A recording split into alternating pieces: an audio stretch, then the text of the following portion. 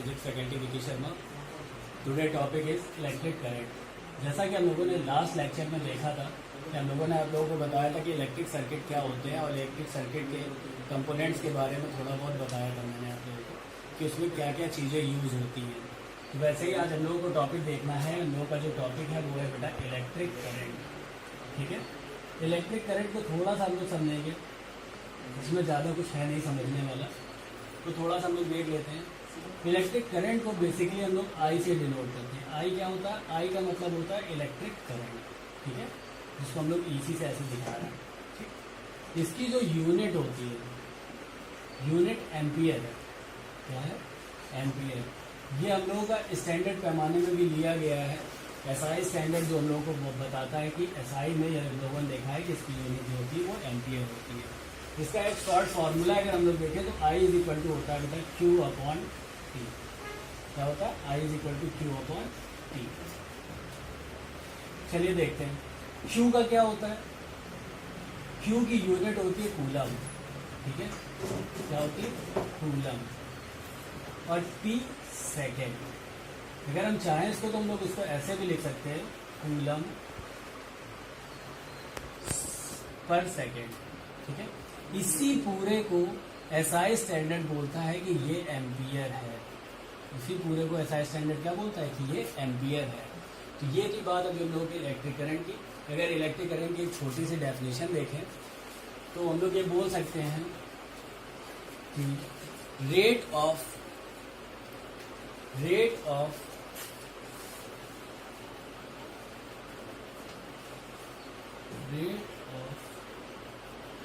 Flow of charge.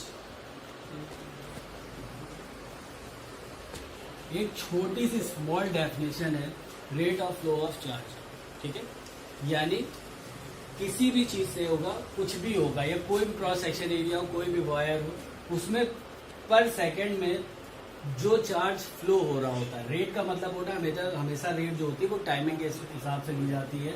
ठीक है, यानी Q अपॉन टी की बात कर रहा है। ठीक है, देखिए चार्ज क्या है? Q।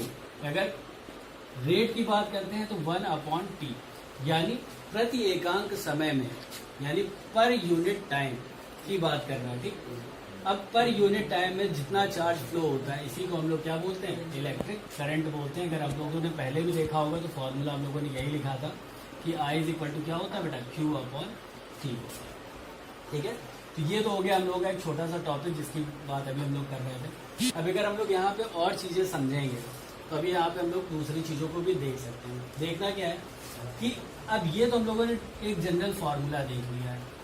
ठीक है, पर कभी कभी हमसे बोला जाता है कि तात्क्षणिक चीजों के लिए, या हमसे कभी कभी ऐसा बोला जाएगा कि छोटे समय अंतराल के लिए, यानी स्मॉल टाइमिंग में, जैसे पर सेकंड में क्या हुआ, पर सेकंड के भी कुछ हिस्से में क्या हो गया। ठीक है, तो वहां पे जब हम लोग देखते हैं तो हम लोग यहाँ पे यूज कर सकते हैं dq upon dt। dq upon dt, ये जो d है, d बाई dt जो हम लोग शो करते हैं dq अपॉन dt, ये बहुत स्मॉल टाइम के लिए है। तो इसको हम लोग आई ऐसे करके हम लोग शो कर देते हैं। ठीक है, ये स्मॉल टाइम के लिए बिल्कुल तात्क्षणिक, यानी बहुत इंस्टेंट करंट के लिए जो बात होती है कि एकदम से जैसे कोई लाइट आई एकदम से फ्लैक्चुएट होके चली गई, तो वहां पे जो हम लोग फॉर्मूला यूज करते हैं I is equal to D Q upon D T. ठीक है, आगे भी जब अभी हम लोग इसके टॉपिक को देखेंगे तो हम लोग यही यूज करेंगे कि आई इज इक्वल टू क्या होता है? D Q upon D T होता है। और जहां भी मैं डायरेक्ट इसको ये लिखूंगा तो आप लोग ये समझ जाएंगे कि किसकी बात हो रही है। चाहे क्यू अपॉन टी लिखूंगा तो भी क्या है? करंट है। D Q upon D T भी लिखूंगा तो आप समझ जाएंगे कि ये बिल्कुल इंस्टेंट की बात कर रहा है। ठीक है, यानी इंस्टेंट करंट की बात हो रही होती है। ठीक, तो ये था हम लोगों का इलेक्ट्रिक करंट।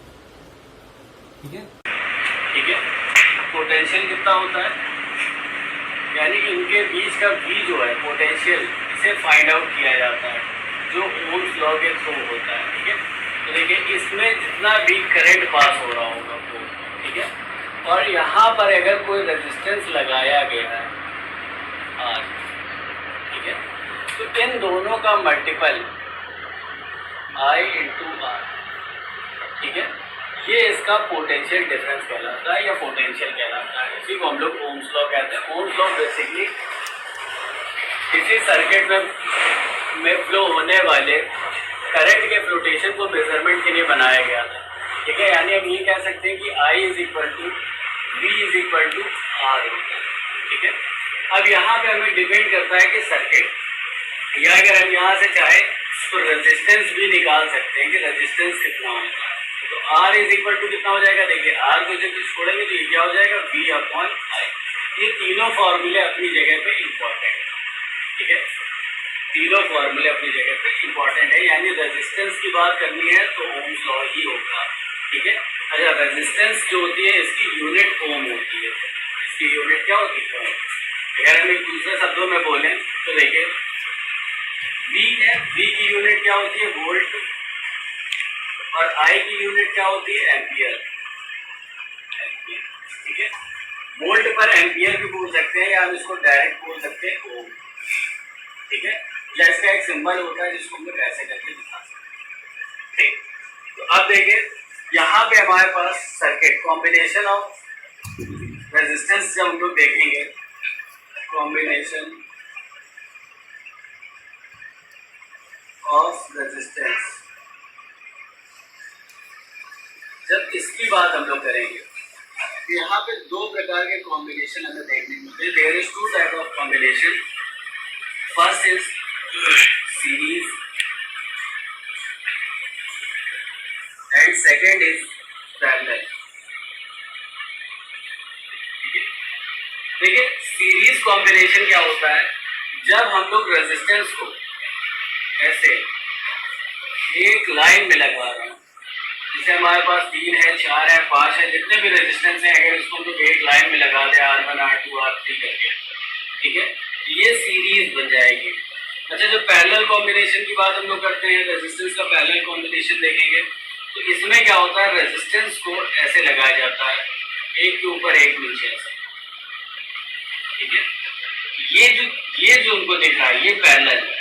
ठीक है, जैसे ट्रेन के पटरी देखी होंगी हम लोगों ने, ऐसे करके होती है तो एक दूसरे के पैरेलल बोली जाती है। वैसे ही जब रेजिस्टेंस को एक दूसरे से ऐसे लगाया जाएगा तो इसे हम लोग क्या बोलेंगे, पैरेलल बोलेंगे। ठीक है, अच्छा एक चीज और है, जब सीरीज की बात करेंगे हम लोग तो इनको लाइन से एक साथ ऐड करेंगे, और जब पैरेलल की बात करेंगे तो ऊपर नीचे करके हम लोग ऐड करते हैं इसको। ठीक है, तो चलिए अगर हम लोग इसको सीरीज में देखना चाहें तो इसके डायग्राम को हम लोग समझते हैं ताकि आप लोग और अच्छा सब कुछ समझ।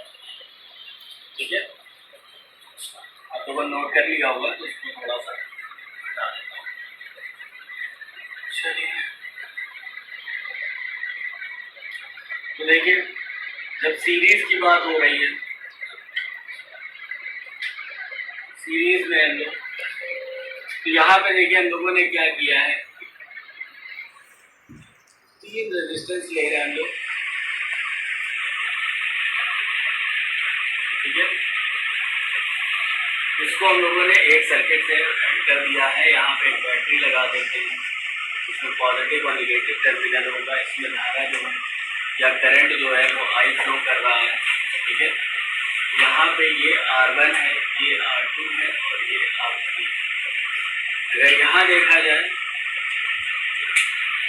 ये 3 पॉइंट है, ये A है, ये B है, ये C है, ये D है। देखिए AB जो है ये रेजिस्टेंस R1 के 2 पॉइंट है। ठीक है, B से हमने R2 को कनेक्ट किया, यानी BC जो है ये R2 के 2 पॉइंट हो गए, और R3 जो है इसके CD 2 पॉइंट हो गए। यानी हर रेजिस्टेंस के लास्ट वाले पॉइंट से नया रेजिस्टेंस हम लोगों ने क्या किया हुआ है, ऐड किया हुआ है। ठीक है, तो अब इनको हमें देखना है, यानी कहने का मतलब है हम लोगों ने देखा होगा 2 पॉइंट के बीच का जो पोटेंशियल डिफरेंस होता है उसको हम लोग ऐसे शो करते हैं, ये V1 है, ये V2 है और ये V3 है। यहाँ से यहाँ तक जो पोटेंशियल डिफरेंस होगा वो V3 है, यहाँ से यहाँ तक जो होगा V2 है, यहाँ से यहाँ जो होगा V1 है। यानी टोटल पोटेंशियल डिफरेंस कितना होगा, V होगा। टोटल कितना होगा, V। ठीक है, हम लोगों को यही देखना है एकदम। चलिए, तो अगर हम लोग देखा जाए कि V1 हम लोगों को पहले तो हम लोग सारे पोटेंशियल फाइंड आउट कर लेंगे, पोटेंशियल है कितना। देखिए अच्छा एक चीज और है, जब हम लोगों ने देखा कि I करंट फ्लो हो रहा है तो करंट जो है वो सेम रेट पे फ्लो होगा इस पूरे सर्किट में, क्योंकि ये सीरीज है। करंट को कहीं डिवाइड होने की जरूरत नहीं पड़ रही, ठीक है। तो देखिए अब पोटेंशियल है यानी V1 जब हम लोग फाइंड आउट करेंगे तो V1 कितना है हमारे पास, V का फॉर्मूला अभी हम लोगों ने ओम्स लॉ में देखा था, हम लोग एक साइड ऐसे लिख लेते हैं Ohm's law, Ohm's law according to Ohm's law. Ohm's law में V का फॉर्मूला हम लोगों ने क्या देखा था, V is equal to IR देखा था हम लोगों ने, यहाँ भी सेम वैसे ही। तो V1 की वैल्यू जब निकालेंगे तो क्या होगा, देखिए I तो कॉमन है सभी के लिए क्योंकि I चेंज कहीं नहीं हो रहा, रेजिस्टेंस चेंज हुआ, यहाँ कितना हो जाएगा IR1, ठीक है। V2 की वैल्यू कितनी है हमारे पास, देखिए सेकंड में I फिर भी कॉमन है सब में, ये रेजिस्टेंस चेंज हो गया तो यहाँ कितना हो जाएगा IR2। V3 की वैल्यू कितनी है हमारे पास, रेजिस्टेंस देखिए R3 है तो यहाँ लिखेंगे हम लोग IR3, क्लियर है। चलिए अब टोटल डिफरेंस देखेंगे, टोटल पोटेंशियल देखा जाए हम लोग का, तो V इज इक्वल टू कितना हो जाएगा V1 plus V2 plus V3, value रख दीजिए इसमें आप सभी लोग। तो V की वैल्यू ओम्स लॉ के अकॉर्डिंग क्या होती है, IR is equal to IR1 plus IR2 plus IR3, ठीक है। जब इसको आप लोग सॉल्व करेंगे तो देखिए I कॉमन आ रहा होगा, यहाँ से I कॉमन निकाल देंगे, ब्रैकेट में R1 plus R2 plus R3, ठीक है। I से I को कट कर देंगे तो R is equal to R1 plus R2 plus R3, ये फॉर्मूला बेटा बन जाता है सीरीज के लिए, ठीक है।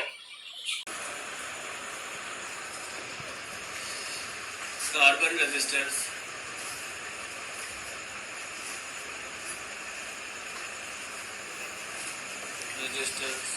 एंड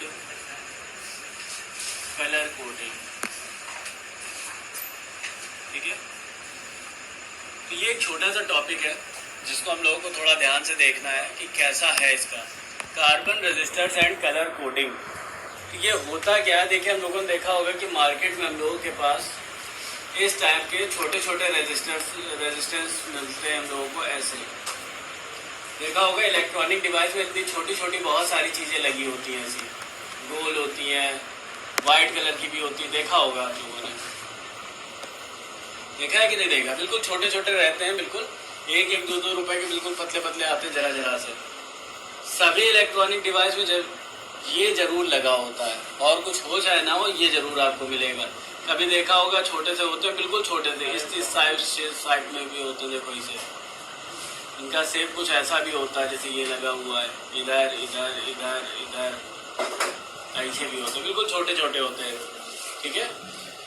तो आज हम लोग देखेंगे बेटा कि कार्बन रेजिस्टर्स और इनकी कलर कोडिंग क्या होती है, यानी ये सारे के सारे रेजिस्टर्स होते हैं कार्बन रेजिस्टर्स होते हैं, ठीक है, जिनका यूज इलेक्ट्रॉनिक डिवाइसेस में बहुत ज़्यादा होता है। और कलर कोडिंग यानी अब इतने छोटे से रेजिस्टेंस को हम लोग कैसे पहचानेंगे कि ये कितनी कैपेसिटी का है, इसकी क्षमता क्या है, ये या कितने का वर्क कर सकता है, इसके अंदर कितने ओम की कैपेसिटी है, ठीक है। यानी ये रेजिस्टेंस जो है वो इसका टोटल रेजिस्टेंस कितना आ रहा है, प्रतिरोधक क्षमता इसकी कितनी है या प्रतिरोध इसका कितना है, ठीक है। जैसे हम लोग आर निकालते थे, फॉर्मूले से भी हम लोगों ने देखा कि दो टाइप से ऐड करते थे, जैसे R is equal to R1 plus R2 plus R3 ऐसे ऐसे करके हम लोग निकालते थे। यहाँ से हम लोग टोटल रेजिस्टेंस देखते थे, वैसे इसका रेजिस्टेंस कितना है ये हमें कैसे पता होगा, तो इसको पता करने के लिए हम लोग कलर कोडिंग का यूज करते हैं, ठीक है। इसको पता करने के लिए हम लोग क्या करते हैं, कलर कोडिंग का यूज करते हैं। इसमें देखिए बेटा कुछ अलग अलग के कलर होते हैं, जिसके लिए एक छोटी सी लिस्ट अभी हम लोग बनवा देंगे, ठीक है। पर यहाँ पे एक ध्यान देने वाली बात है कि यहाँ पर 1 2 3 4 यानी 1 2 3 4 ये 4 कलर की इसमें पट्टियां होती हैं। किसी किसी रेजिस्टेंस में जब आप लोग देखेंगे रेजिस्टेंस में, तो उसमें से 3 पट्टी होगी, 1 नहीं होगी, ठीक है। किसी किसी में 3 होती हैं, 1 नहीं होती है, तो हमें वहां पे ध्यान देना है कि जिसकी नहीं होती उसमें क्या करना है, जिसमें होती है उसमें क्या करना है, ठीक है। वैसे आप लोगों को बता दें कि जब रूम टेम्परेचर की बात की जाती है, रूम टेम्परेचर पर किसी भी रजिस्टर का रेजिस्टेंस कितना होता है बेटा, 3.5 इंटू 10 की पावर 5 ओम होता है। ये रूम टेम्परेचर पे यानी नॉर्मल, ठीक है। ये रूम टेम्परेचर पे जब किसी भी एलिमेंट की बात कर लें, जैसे कोई वायर भी है तो उसके अंदर का जो रेजिस्टेंस होगा वो कितना होगा, 3.5 इंटू 10⁵ ओम। ये नॉर्मल रूम टेम्परेचर पे होता है। पर जब हम लोग उसको बनाना होता है, अब इससे ज़्यादा चाहिए होगा या कम करना होगा, तो उसके लिए हम लोग रेजिस्टेंस का यूज़ करते हैं। ठीक है, ये जो होता है बेटा, ये 3.5 इंटू 10⁵ ओम से लेकर 100 मेगा ओम तक बनाए जाते हैं। ठीक है, तो ये यहाँ तक बनाए जाते हैं। तो चलिए अब हम लोग देखते हैं जरा इसकी कलर कोडिंग कैसे की जाती है। ये 3 कलर हैं, ये 3 कलर कौन कौन से होंगे और ये कैसा होगा, तो इसके लिए भी एक छोटा सा फंडा है। देखिए, पहले तो हम लोग यहाँ पे देखिए, हम लोग को पता है कितनी लाइनें दिख रही हमको यहाँ पे, 1 2 3 4 लाइनें है ना। तो देखिए फर्स्ट लेयर ऐसे आप लिखेंगे, कलर फर्स्ट लेयर, या ऐसे ये पूरे लेयर की लिस्ट है। ठीक है, यहाँ पे फर्स्ट लिख दीजिए, यहाँ सेकंड लिख दीजिए, यहाँ थर्ड लिख दीजिए। ठीक, फर्स्ट सेकंड एंड थर्ड। इसके बाद फोर्थ पे थोड़ा सा अलग काम करेंगे हम लोग, फोर्थ को भी ऐसा लिख दिया। ठीक है, चलिए तो अब यहाँ पे देखेंगे भी हम लोग कि जो लिस्ट बनी हुई है उसके अकॉर्डिंग कितना क्या निकलता है। तो अब यहाँ पे ध्यान से देखिएगा, एक छोटा सा फंडा आप लोग बता रहे हैं जिससे आपके सारे कलर आप लोगों को रिवीजन हो जाएंगे। ठीक है, ठीक है, तो देखिए जैसे अभी हम तो ऐसे लिख दे रहे हैं,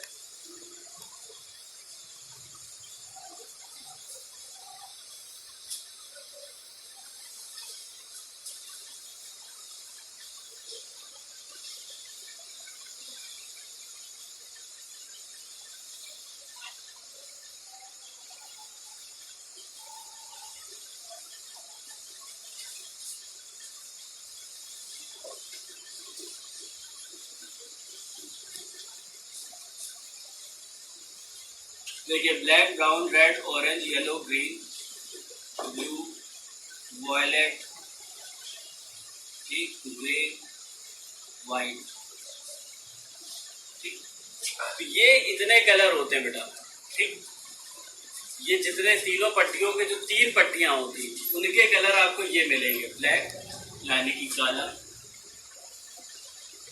ब्राउन यानी भूरा, रेड यानी कि लाल, ऑरेंज यानी कि नारंगी, येलो पीला, ग्रीन हरा, ब्लू नीला, वायलेट बैंगनी, ग्रे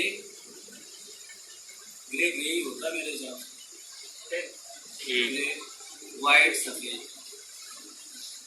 ठीक है, तो चलिए इतने कलर हमको मिलते हैं। अब इन कलरों को हम लोग क्या करते हैं, इसको हम लोगों को ध्यान से देखना है। भाई कितने कलर हो गए, 1 2 3 4 5 6 7 8 9 10 हो गए।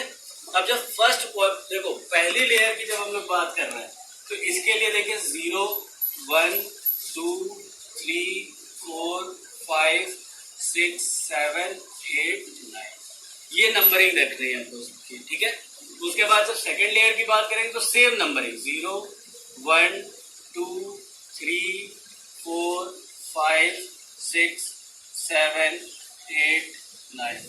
ठीक है, अब जब इसके बाद वाले की बात करते हैं, थर्ड लेयर की बात करूँ, ठीक है, तो अब थर्ड लेयर में क्या होता है, सेम वही प्रोसेस है, बस अब ये 10 के मल्टीपल में चलेगा। जैसे 10 की पावर 0, 10 की पावर 1, 10 की पावर 2, 10 की पावर 3, 10 की पावर 4, 10 की पावर 5, 10 की पावर 6, 10 की पावर 7, 10 की पावर 8, 10 की पावर 9। ठीक है, तो अब ये देखिए हम लोगों ने 3 लेयर के लिए कर लिया। ठीक है, अब चौथी लेयर की बात आती है, तो अब चौथी लेयर कैसे भाई, देखो भाई चौथी लेयर हो क्या सकती है, यहाँ पर ये जो चौथी लाइन है कभी कभी होता है कि 2 कलरों में दी जाती है, या तो एक गोल्डन होगी, गोल्डन यानी सुनहरी होगी, ठीक है, उसके बाद या तो सिल्वर होगी यानी चांदी के कलर की होगी, ठीक है, या फिर नो कलर यानी कोई भी रंग नहीं होगा, कोई रंग नहीं। कोई रंग नहीं। ठीक है, तो जब ऐसा होता है तो देखिए गोल्डन के लिए हम लोग ±5%, सिल्वर के लिए +-10% और नो कलर के लिए +-20%। ठीक है, इसका यूज करते हैं। अब आप सोच रहे हो कि सब कर क्यों रहे हैं, तो जैसे अब ये वैल्यू लिखी है ऐसे ही वैल्यू हमें किसी रजिस्टर्स की बतानी होगी कि कैसे पता करें कि ये रजिस्टर्स कितने ओम का है। ठीक है, यानी इसकी रजिस्टिविटी कितनी है, यानी इसका रेजिस्टेंस कितना है, प्रतिरोध इसका कितना है। तो अभी हम लोग थोड़ी देर में पहले ये सारी चीजें समझ लेते हैं। फिर तो देखिए हमको ध्यान रखना है, पहले एक तो आपको कलर का सीक्वेंस याद रखना है। जिनको कलर का सीक्वेंस नहीं याद होता उसके लिए भी एक थोड़ा छोटा सा तरीका है, वो भी अभी बता दे रहे हैं। 3 लेयर पे देखिए, पहली दूसरी लेयर सेम रहेगी नंबरिंग से, तीसरी लेयर में आपका 10 का मल्टीपल चलना है और फोर्थ लेयर जो आपको मिलेगी उसमें आपको बस यही 3 चीजें ध्यान देनी है, या तो गोल्डन होगी, या तो सिल्वर होगी, या तो कोई कलर नहीं होगा। अगर गोल्डन है तो 5% प्लस माइनस का, अगर सिल्वर है तो प्लस माइनस का 10%, और अगर कोई भी कलर नहीं है तो प्लस माइनस का 20% रख देंगे हम लोग। ठीक है, अब जैसे एक छोटा सा एग्जांपल ले लेते हैं। जैसे मान लीजिए हम लोगों ने एक रेजिस्टेंस देखा है, ये है रेजिस्टेंस।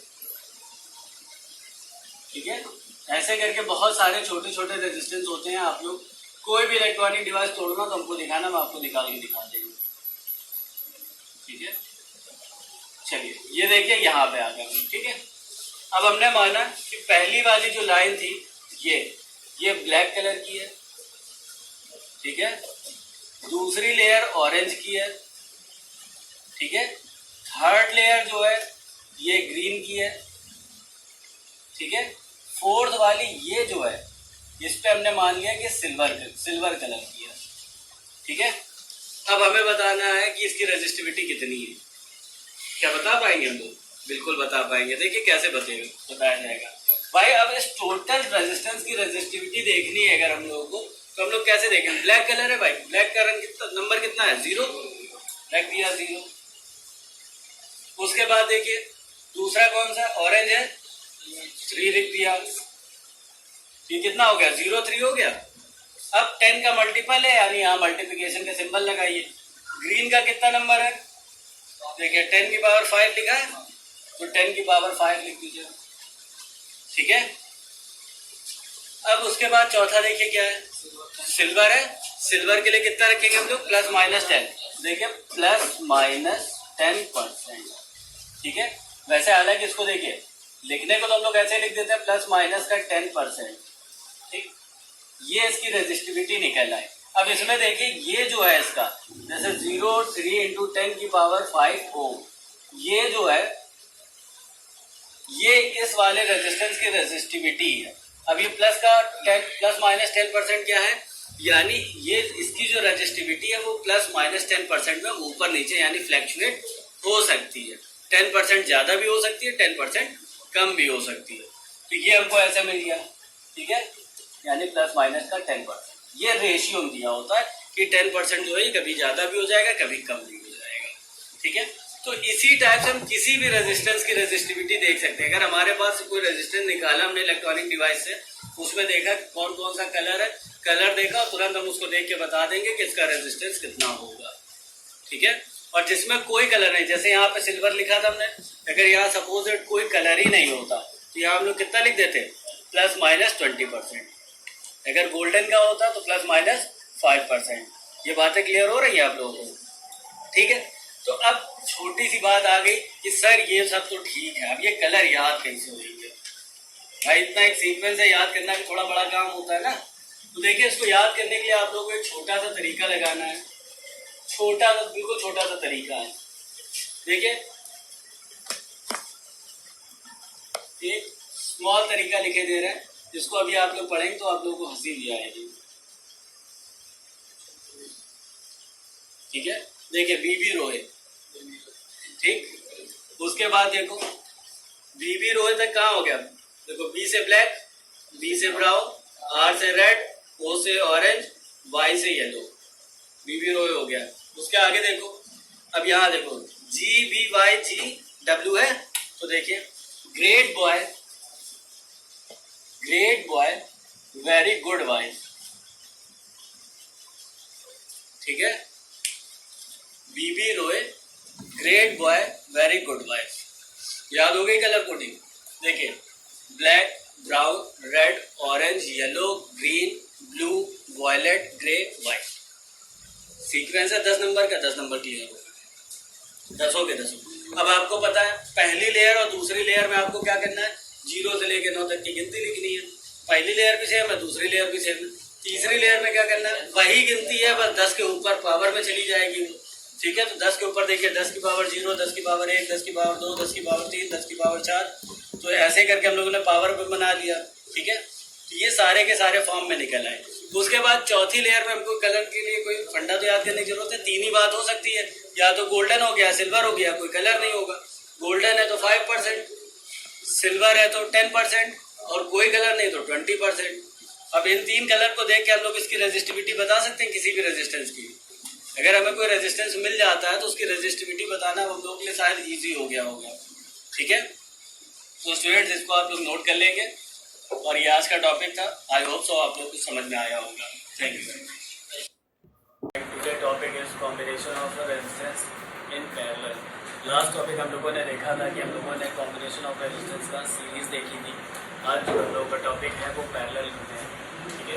तो देखिए हम लोगों के पास यहाँ पे 3 रेजिस्टेंस है, ठीक है। हम लोगों ने कोई 3 रेजिस्टेंस ले लिए है, एक R1 लिया हुआ है, एक R2 लिया हुआ है और एक R3 लिया हुआ है, ठीक है।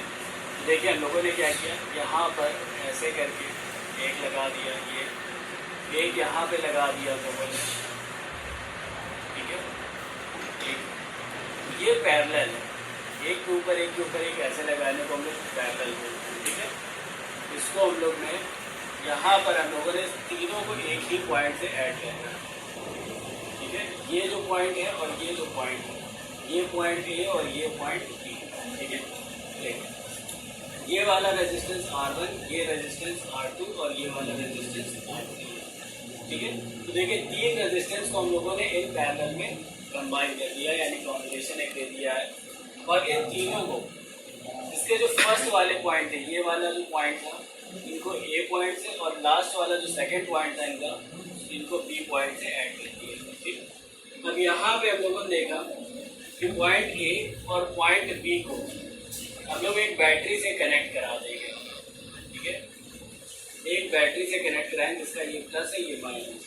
यहाँ पे देखेंगे जब इसमें करंट जाएगा तो आई होगा, जो बैटरी के थ्रू करंट निकलेगा वो कितना होगा, आई होगा। हमें पता है कि हमेशा जो आई का सिंबल रखते हैं वो कहाँ रखे, प्लस वाली साइड रखते हैं। क्यों रखते हैं, क्योंकि हमें पता है जो करंट का फ्लो होता है वो पॉजिटिव टू नेगेटिव होता है, इसलिए ऐसा रखा है। अब देखिए हो क्या रहा है, आई ये लिखा हुआ है हमारे पास, जब ये ऊपर की ओर फ्लो होगा, इस पॉइंट पे आने के बाद आई जो है वो तीन अलग अलग वायर्स में डिवाइड हो जाएगा। यानी यहाँ पे आएगा तो I1, यहाँ पे I2 और यहाँ पे I3। यानी एक करंट 3 पार्ट में डिवाइड होगा, तीनों से पास होकर जब इधर जाएगा तो वापस यहाँ कितना आ जाएगा, I, ठीक है। ये बात आप लोगों को समझ में आ रही होगी। देखिए धारा जो थी यानी करंट जो था वो फ्लो होके ए पॉइंट पे गया, ए पॉइंट से ये 3 अलग अलग वायर में चला गया, यानी I1, I2, I3। यानी एक ही धारा जो है वो 3 भागों में विभक्त हो गई है या डिवाइड हो गई है, ठीक है। अब देखिए अभी हम लोगों ने बताया था लास्ट टॉपिक भी कि 2 पॉइंट्स के बिटवीन जो पोटेंशियल होता है वो सेम होता है। अब देखिए ए और बी, इसमें 2 ही पॉइंट है, तो यहाँ जो पोटेंशियल होगा वो कितना होगा, बी होगा, ठीक है। अब इन सबके लिए अलग अलग नहीं होगा, क्यों, क्योंकि R1, R2 और R3 ये तीनों किसमें जुड़े हुए हैं, पॉइंट ए और पॉइंट बी के बीच में तो जुड़े हुए हैं, ठीक है। अगर पॉइंट अलग होता, जैसे सी डी होता तो B1 B2 कर लेते, बी ई होता तो आगे और भी कुछ कर लेते, पर पॉइंट ए और बी 2 ही पॉइंट है, दोनों ही पॉइंट के बीच में कितना जुड़ा हुआ है, तीनों रजिस्ट्रेशन जुड़ा है, यानी तीनों के लिए बी कैसा रहेगा, कॉमन रहेगा, यानी इसमें कोई चेंजमेंट नहीं है, ठीक है। तो चलिए तो देखते हैं बाय ओम्स लॉ क्या कहता है हमें। By Ohm's law, Ohm's law के अकॉर्डिंग बी का फॉर्मूला होता है V = I। अब जो इसमें आप लोगों ने करंट जो हम लोगों ने फ्लो कराया है तो I का फॉर्मूला क्या बन गया, V/R, ठीक है। अब देखिए I जब ए पॉइंट पे आया तो वो 3 अलग अलग पार्ट्स में डिवाइड हो गया, I1, I2 और I3। तो I1 की वैल्यू निकाल लें हम लोग। सो I1 is equal to, I1 कितना हो जाएगा भाई, यहाँ से जब गया तो देखिए पोटेंशियल तो हमारा इक्वल है और ये क्या है R1 है, यहाँ कितना हो जाएगा V अपॉन R1। ठीक है, I2 की वैल्यू निकाल लीजिए। जब I2 के लिए करेंगे तो देखिए R2 हो गया, पोटेंशियल कितना है V है, V अपॉन R2। ठीक है, उसके बाद I3 की बात कर लीजिए तो देखिए यहाँ पे कितना आ गया, I3 है, R3 हो गया, इसके लिए रेजिस्टेंस तो R3 है पर पोटेंशियल कितना इक्वल है, V अपॉन R3। क्लियर है, यानी I1, I2 और I3 ये तीन जो करंट का फ्लोटेशन है इसके अकॉर्डिंग हम लोगों ने निकाला तो इनकी वैल्यू निकाल ली। अब टोटल करंट कितना जा रहा था, तो देखिए टोटल करंट इन सर्किट कितना है, I गया था, I की वैल्यू निकालेंगे तो देखो I कितना होगा, I1, I2, I3 ये तीनों इधर आके कितना बना रहे हैं, I बना रहे हैं। यहाँ कितना हो जाएगा देखिए I1, I2 और I3। अब देखिए I इज इक्वल टू हम लोगों ने क्या किया, I1 plus I2 plus I3। अब इस वाले में हम लोग I1, I2, I3 की वैल्यू को उठा के पुट कर दे रहे हैं। तो देखिए यहाँ क्या होता है, I का फॉर्मूला क्या होता है, I is equal to V upon R। I1 की वैल्यू कितनी है, V अपॉन R1, ये देखिए। I2 की वैल्यू कितनी है, V upon R2, V upon R2। I3 की वैल्यू कितनी है, V upon R3, V upon R3। जब इसको हम लोग सॉल्व करेंगे तो हम लोग को दिख रहा है इधर वाले में V कॉमन है, V upon R is equal to, V common ले लिया, 1 upon R1 plus 1 upon R2 plus 1 upon R3। Clear, V से V कैंसिल कर देंगे तो आ जाएगा 1 upon R is equal to 1 upon R1 plus 1 upon R2 plus 1 upon R3। ठीक है, ये फॉर्मूला मिल जाता है हम लोग। ठीक है, ये फॉर्मूला तब है जब रेजिस्टेंस को हम लोग पैरेलल में कर रहे हैं। सपोज दैट अगर हमारे पास जो रेजिस्टेंस है वो तीन ना होते, R1, R2, R3 ना होते, n नंबर्स तक होते, तो यहाँ पर जो फॉर्मूला अप्लाई होता, इफ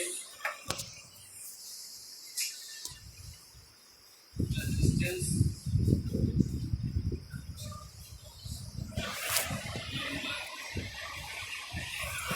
ठीक है, यानी जो रेजिस्टेंस है वो n तक होते हैं हमारे पास। तो देखिए यहाँ क्या हो जाता है, 1 upon R is equal to 1 upon R1 plus 1 upon R2 plus 1 upon R3 dot dot dot plus 1 upon R। यानी जहाँ तक होता ही है, 10 होते तो 10 तक, 20 होते तो 20 तक, 30 होते तो 30 तक, यानी जितने भी लंबे होंगे ये, ठीक है, वहाँ तक हम लोग इसको देखेंगे। इसके बाद अब देखिए हम लोगों ने सीरीज में देख लिया, कॉम्बिनेशन में देख लिया। ठीक है, अगर हम लोग यहाँ एक छोटा सा एग्जाम्पल लेके समझते हैं कि सपोज दैट एग्जाम्पल ले लेते हैं, तो अगर R1 की वैल्यू 2 है, R2 की वैल्यू 4 है और R3 की वैल्यू फिर से 2 है, तो R कितना होता है इसमें, तो इसके पूरे सर्किट की रेजिस्टिविटी कितनी आ जाए। तो देखिए फॉर्मूला यही अप्लाई कर दीजिए, तो 1 upon R is equal to 1 upon R1 की जगह क्या है, 1 अपॉन 2, 1 अपॉन R2 की जगह 1 अपॉन 4, 1 अपॉन R3 की जगह 1 अपॉन, इनको आप ऐड कर लेंगे, 2 4 2, इसका एलसीएम कितना होता है, 4 होता है। ठीक है, अब देखिए यहाँ कितना आ जाएगा, 2 से 4 में डिवाइड करेंगे, हमारे पास 2 आएगा, तो यहाँ लिखेंगे 2, 4 का 4 में करेंगे 1, तो यहाँ कितना आएगा, देखिए 1 upon R is equal to 2 1 2, ये कितना हो गया 5 अपॉन 4। अगर इससे इसको डिवाइड कर दें, आप चाहें तो ऐसे भी आंसर दे सकते हो और अगर चाहें तो इसको डिवाइड भी कर सकते हैं। देखिए जब 4 का 5 में आप डिवाइड करेंगे तो आपके पास कितना आ जाएगा, 4 बन जा, पॉइंट लगाया, 0 बढ़ाएंगे, 4 2 जा 8 और 4 5 जा 20। यहाँ कितना आ गया भाई हमारे पास, 1 upon R is equal to 1.25। ठीक है, अब यहाँ तो देखिए आप यहाँ पे दो चीजें कर सकते थे। पहले तो देखिए 1/25 की वैल्यू है, इसको आप ऐसे भी लिख सकते हैं। ठीक है, या तो आप इसको ऐसे कर सकते थे कि इसको आप यहीं पे उल्टा कर देते तो R की वैल्यू आती 4/5। ठीक है, तो पॉइंट में आंसर निकलता है, इसको आप लोग डिवाइड कर लेंगे, जो आएगा वो आंसर आएगा, और आंसर किस में आता है? क्लियर हो गया? क्लियर हो गया? ठीक है, तो देखिए स्टूडेंट्स, ये आज का टॉपिक था। अब कल हम लोग इसी की आगे बात करेंगे, संधारित्र की। Thank you. Vicky Sharma and today topic is, इतना सोचना होता है। चलिए देखिए, ध्यान से देखिए सभी लोग। लास्ट टॉपिक हम लोगों ने रेजिस्टेंस पढ़ा हुआ था। आज का हम लोगों का टॉपिक है कैपेसिटर। कैपेसिटर की जब हम लोग बात करेंगे, ठीक है, कैपेसिटर यानी कि हिंदी में इसको हम लोग बोलते हैं बेटा संधारित्र, ठीक है, संधारित्र। देखिए कैपेसिटर होता क्या है, इसके पीडीएफ नोट्स में आप लोगों को इसकी डेफिनेशन मिल जाएगी। अभी सिर्फ वर्बली हम लोगों को समझना है। कैपेसिटर एक टाइप का कंटेनर समझ लीजिए, जैसे एक बकेट होती है, बाल्टी जैसे हम लोगों ने देखी हुई है। इसके अंदर हम लोग क्या करते हैं, पानी को स्टोर करते हैं, ठीक है। तो कैपेसिटर भी एक प्रकार का यंत्र होता है। यंत्र या हम कह दें इलेक्ट्रॉनिक डिवाइस बोल सकते हैं इसको। इलेक्ट्रॉनिक डिवाइस है, ठीक है, जो चार्ज को अपने अंदर स्टोर कर लेती है, आवेश को अपने अंदर स्टोर कर लेती है, ठीक है, जो चार्ज को अपने अंदर क्या करती है, स्टोर करके रखती है, ठीक। तो इस प्रकार की इलेक्ट्रॉनिक डिवाइस को हम लोग क्या बोलते हैं, कैपेसिटर। फॉर एग्जांपल के हम आपको बता दें, एग्जांपल में जैसे हम लोगों ने देखा है कि फैन होता है, फैन का जो कंडेंसर होता है, ठीक है, कंडेंसर जो लगा होता है फैन में, ये एक प्रकार का कैपेसिटर होता है, ठीक है। जैसे अभी हम लोग और भी देखेंगे तो चौक कुंडली हम लोगों ने देखी हुई है, चौक देखा जो ट्यूबलाइट में लगी होती है। ये सारी की सारी चीज़ें क्या होती हैं, कैपेसिटर होती है। ये क्या करती हैं कि अपने अंदर कुछ ऊर्जा को पहले से स्टोरेज करके रखती हैं, ठीक है। अब इसका यूज़ क्या है अभी ये भी बता देते हैं, ठीक। चलिए, ये तो हो गई कैपेसिटर की बात। अब हम लोग बात करते हैं कैपेसिटेंस। कैपेसिटेंस, कैपेसिटेंस क्या होती है, धारिता। धारिता का क्या मतलब होता है बताओ? तो देखिए कैपेसिटेंस यानी किसी कैपेसिटर में जो आवेश को धारण करने की क्षमता होती है, किसी कैपेसिटर में जो आवेश को धारण करने की क्षमता होती है, उसे हम लोग क्या बोलते हैं, कैपेसिटेंस बोलते हैं, ठीक है, यानी धारिता बोलते हैं। अब धारिता को हम लोग सी से डिनोट करते हैं, ठीक है। धारिता को हम लोग किससे डिनोट करते हैं, सी से डिनोट करते हैं। इसका भी एक फॉर्मूला होता है, C इज इक्वल टू, अब यहाँ पर हम लोग देखना चाहें अलग अलग बहुत सारी चीज़ें देख सकते हैं, बट अभी यहाँ भी हम लोग अपने हिसाब से बनाएंगे। 2 मिनट और रुक जाओ। देखो कैपेसिटर हो गया, कैपेसिटेंस हो गया, अब धारिता की बात करते हैं, ठीक है। तो धारिता जो हम लोग, जैसे अभी हम लोगों ने बताया कि बाल्टी है हमारे पास, तो बाल्टी हमारा क्या हो गया, कैपेसिटर हो गया। इसके अंदर का जो वाटर है, जो इस बाल्टी ने अपने अंदर स्टोर कर रखा है, जिसको तो हम लोग वाटर बोल रहे हैं, पर यहाँ पे क्या होगा, कहीं चार्ज की फॉर्म में होगा, तो इसको हम लोग क्या बोल रहे होते हैं, धारिता बोल रहे हैं, ठीक है। अच्छा, ऐसा होता क्यों है, इसका भी एक टेक्निकल रीजन होता है। देखिए, हमें पता है कि एक इलेक्ट्रॉनिक डिवाइस को चलने के लिए बहुत ज़्यादा मैक्सिमम, जैसे कोई भी इलेक्ट्रॉनिक डिवाइस है, जैसे पंखे की आप बात कर लो, फैन जो होता है हम लोगों का 150 वोल्ट पे चलता है, ठीक है। मोटर है 1000 वाट की होती है, ठीक है। टीवी है 400 वाट की होती है। तो अब आप इससे अगर एक छोटी सी बात समझेंगे हम लोग, तो आपको क्या लगता है कि एक टीवी अगर एक घर में देखा जाए तो घरेलू मीटर लगा होता है, बेसिकली समझते रहना, घरेलू मीटर लगा होता है, उसकी क्षमता कितनी होती है, 1 किलोवाट या 2 किलोवाट। 1 किलोवाट ज़्यादा नहीं होती ना, तो 1000 वाट मिलता है हमको। 1 किलोवाट का मतलब कितना मिला, 1000 वाट।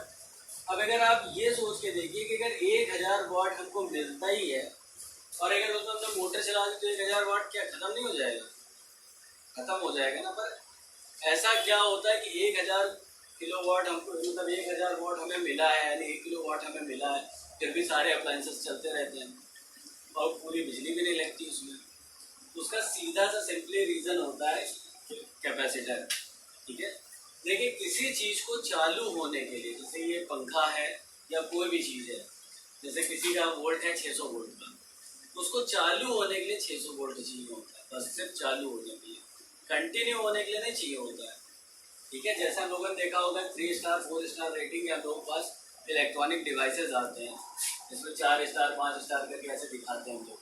तो होता है क्या, जो शुरुआत में होती है ये तो बिजली पूरे कंज्यूम करेगी, अगर 400 वोल्ट का पंखा है तो 400 वोल्ट लेगा, पर जब वो चालू होने लगता है तो 1 वोल्ट में चल रहा है, जब वो चलने लगा तो पूरे दिन भर चलाया हमने, बहुत ज़्यादा 10 वोल्ट लेगा। ठीक है, तो बिजली का सबसे ज़्यादा खर्चा कहाँ होता है, किसी चीज़ को कंटिन्यू आप चलने के लिए छोड़ दो उसमें बिजली कम लगेगी, पर अगर वही बिजली आप चिटर पिटर करते रहो, स्विच ऑफ ऑन ऑफ करते रहो, आप 15 बार किसी चीज को ऑन ऑफ करो और उसके बाद उसको 15 मिनट चला दो, 15 मिनट चला के छोड़ दो, फिर देखो सबसे ज्यादा बिजली किसमें खर्च हुई। 15 मिनट कंटिन्यू चल रही थी उसमें बिजली कम खर्च हुई होगी, पर अगर हमने 15 मिनट ऑन ऑफ कर दिया तो उसमें बिजली क्या होगी, ज्यादा खर्च हो जाएगी।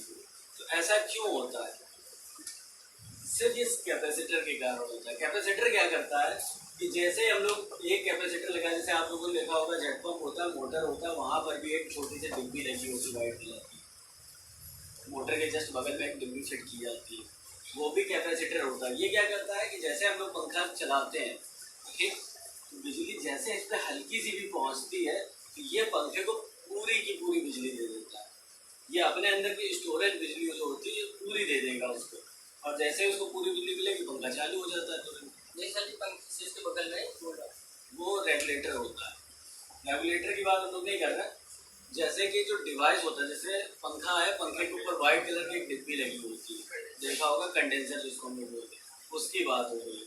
ठीक है, तो कंडेंसर का मतलब सीधे होता है कि किसी चीज को इंस्टेंट एनर्जी प्रोवाइड करना। इंस्टेंट एनर्जी, जैसे अभी हम भाग रहे हैं, थक गए, हमने एनर्जी ड्रिंक पी लिया, boost is the secret of my energy, ठीक है, रेड बुल पी लिया हम लोगों ने, और फिर एकदम से पंख लगे उड़ने लगे। वही चीज इसका है, अगर पंखा है चल रहा है और नहीं चल पा रहा है तो फिर हम लोग क्या करते हैं, उसको कैपेसिटर लगा हुआ है उसमें, हमने यहाँ से स्विच चालू किया, जो उसको आवश्यक ऊर्जा की जरूरत है वो कैपेसिटर ने दी उसको, और तुरंत वो पंखा क्या हो गया, चालू हो गया। अब वो कंटिन्यू, उस बिजली से वो कंटिन्यू बन रहा है, बाकी घर की किसी बिजली पर कोई फर्क नहीं पड़ता। तो बेसिकली ये यूज होता है कैपेसिटर और कैपेसिटेंस।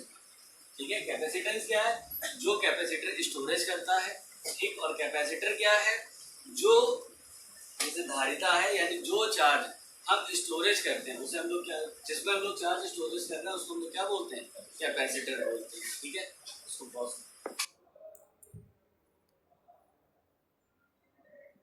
कैपेसिटेंस का टॉपिक देख रहे थे, तो कैपेसिटेंस को अभी हम लोगों ने बताया, एक्सप्लेन मैंने कर दिया है आप लोगों को।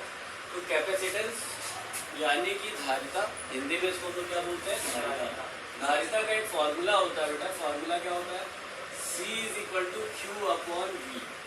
ठीक है, C is equal to Q upon V. C का मतलब क्या होता है, C का मतलब कैपेसिटेंस या धारिता। ठीक, तो इसको शो करने की जरूरत नहीं, यही पे मैं बता देता हूँ। C से हम लोग किसको डिनोट करते हैं, कैपेसिटेंस को या धारिता को। Q क्या है, Q चार्ज है, ठीक है, V क्या है, पोटेंशियल है। ठीक है, तो एक बात ध्यान रखनी है, जैसा हम लोगों ने लास्ट टॉपिक पे बताया था कि किसी चीज़ का पोटेंशियल हमेशा दो बिंदुओं के बीच सेम होता है। ठीक है, जैसे यहाँ से यहाँ तक में अगर 3 बिंदु ऐसे दिए तो यहाँ से यहाँ तक का पोटेंशियल V1 होगा और यहाँ से यहाँ तक का पोटेंशियल क्या होगा, V2 होगा। यानी दो बिंदुओं के बीच ही पोटेंशियल निकाला जाता है, इसे हम लोग पोटेंशियल डिफरेंस भी बोल सकते हैं या पोटेंशियल बोल लीजिए, जो आपको अच्छा लगे। ठीक है, तो देखिए C इज इक्वल टू कितना हो गया, Q अपॉन V।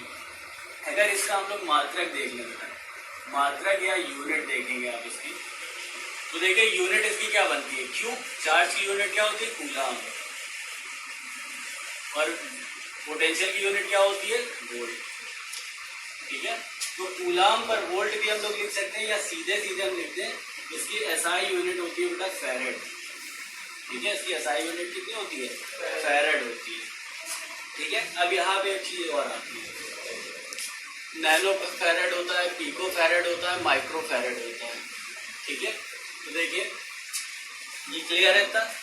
अब एक बात और ध्यान से, हमने कहा आपसे कि एक नैनो फैरेड की बात बताइए, एक नैनो फैरेड कितना होता है, एक नैनो है, नैनो का मतलब देखिए आप लोग को पहले भी पढ़ा चुके हैं, deci centi milli micro nano pico femto A2 पढ़ा होगा सभी लोगों ने। तो देखिए यहाँ पे क्या हो गया, एक नैनो फैरेड की जब हम लोग बात करते हैं तो एक नैनो फैरेड की वैल्यू होती है 10⁻⁹ फैरेड, ठीक है।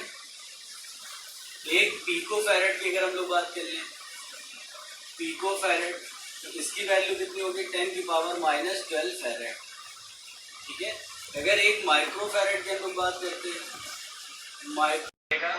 एक nano farad is equal to 10⁻⁹ farad, एक pico farad is equal to 10⁻12 farad, एक micro farad is equal to 10⁻6 farad, ठीक है। अब ये सारी चीज़ें हमारे पास क्या है, ये हम लोगों ने देखा है कि अगर हम किसी चीज़ का मेजरमेंट फैरेड में कर रहे हैं तो उसके लिए हम लोग किन किन इकाइयों का यूज़ कर सकते हैं, किन किन यूनिट का यूज़ करते हैं। तो जिन यूनिट का हम लोग यूज़ करते हैं उनको हम लोगों ने आपको एक शॉर्ट फॉर्म में लिख के दे दिया है कि अगर आपके न्यूमेरिकल पोर्शन में कहीं पे ऐसा लिख के आता है, देखिए अगर आपके न्यूमेरिकल पोर्शन में कहीं ऐसा लिख के आता है कि एक नैनो फैरेड ये लिख के आ गया कहीं, तो इसका मतलब क्या होता है 10⁻⁹ है, ठीक है। अगर आपके पास कहीं ऐसा लिख के आ गया कि एक PF लिख के आ गया तो इसका मतलब होता है 10⁻12 फैरेड, ये आपके न्यूमेरिकल में यूज़ करेगा, ठीक है। अगर माइक्रो आएगा तो एक ऐसे लिख के आ जाएगा आपके पास, ठीक है। तो अगर ऐसा लिख के आता तो आप उसको देखेंगे और आप तुरंत वैल्यू कैलकुलेट कर लेंगे कि इसका मतलब माइक्रो फैरेड लिखा और इसको हम लोग क्या लिख सकते हैं 10⁻⁻6 फैरेड लिख सकते हैं, ठीक है। ये तो हो गई बातें। अच्छा, अब और छोटी सी बात समझेंगे हम लोग, ये जब धारिता पे थे हम लोग, तो धारिता कितनी है C/Q/V हम लोगों ने लिखा है।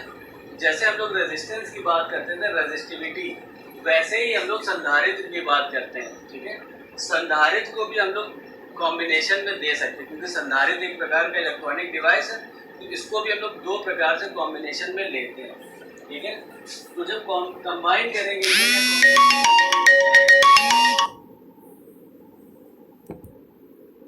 देखिए लास्ट टॉपिक हम लोगों ने देखा था कि कॉम्बिनेशन ऑफ कैपेसिटर्स में हम लोगों ने सीरीज देखी थी, ठीक है। आज का टॉपिक है हम लोगों का पैरेलल, जैसा कि हम लोगों ने रेजिस्टेंस में किया हुआ है सेम वैसे ही वर्क है, ठीक है। सेम वर्क पूरा वैसा ही है। अब देखो इसमें करना क्या है, सबसे पहले पैरेलल में देखना है तो हम लोगों को देखना ये होता है कि हम लोग जो कैपेसिटर है उसको हम लोग ऐसे करके ऐड करते हैं, ठीक है। जैसे रेजिस्टेंस ऐड किया ना वैसे ही इसको भी ऐड कर लेंगे,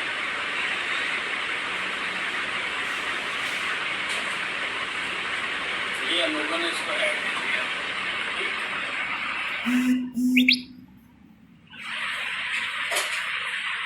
अब ध्यान से देखने वाली बात यह है कि ये वाला पॉइंट ये है, ये पॉइंट है, तीन कैपेसिटर है हमारे पास C1 C2 C3, ठीक है। There is three capacitor C1 C2 C3, ठीक है। अब चार्ज का देखिए क्या है, जो चार्ज होगा वो इधर से ऐसे जाएगा, यहाँ पे ऐसे लिख दीजिए आपको,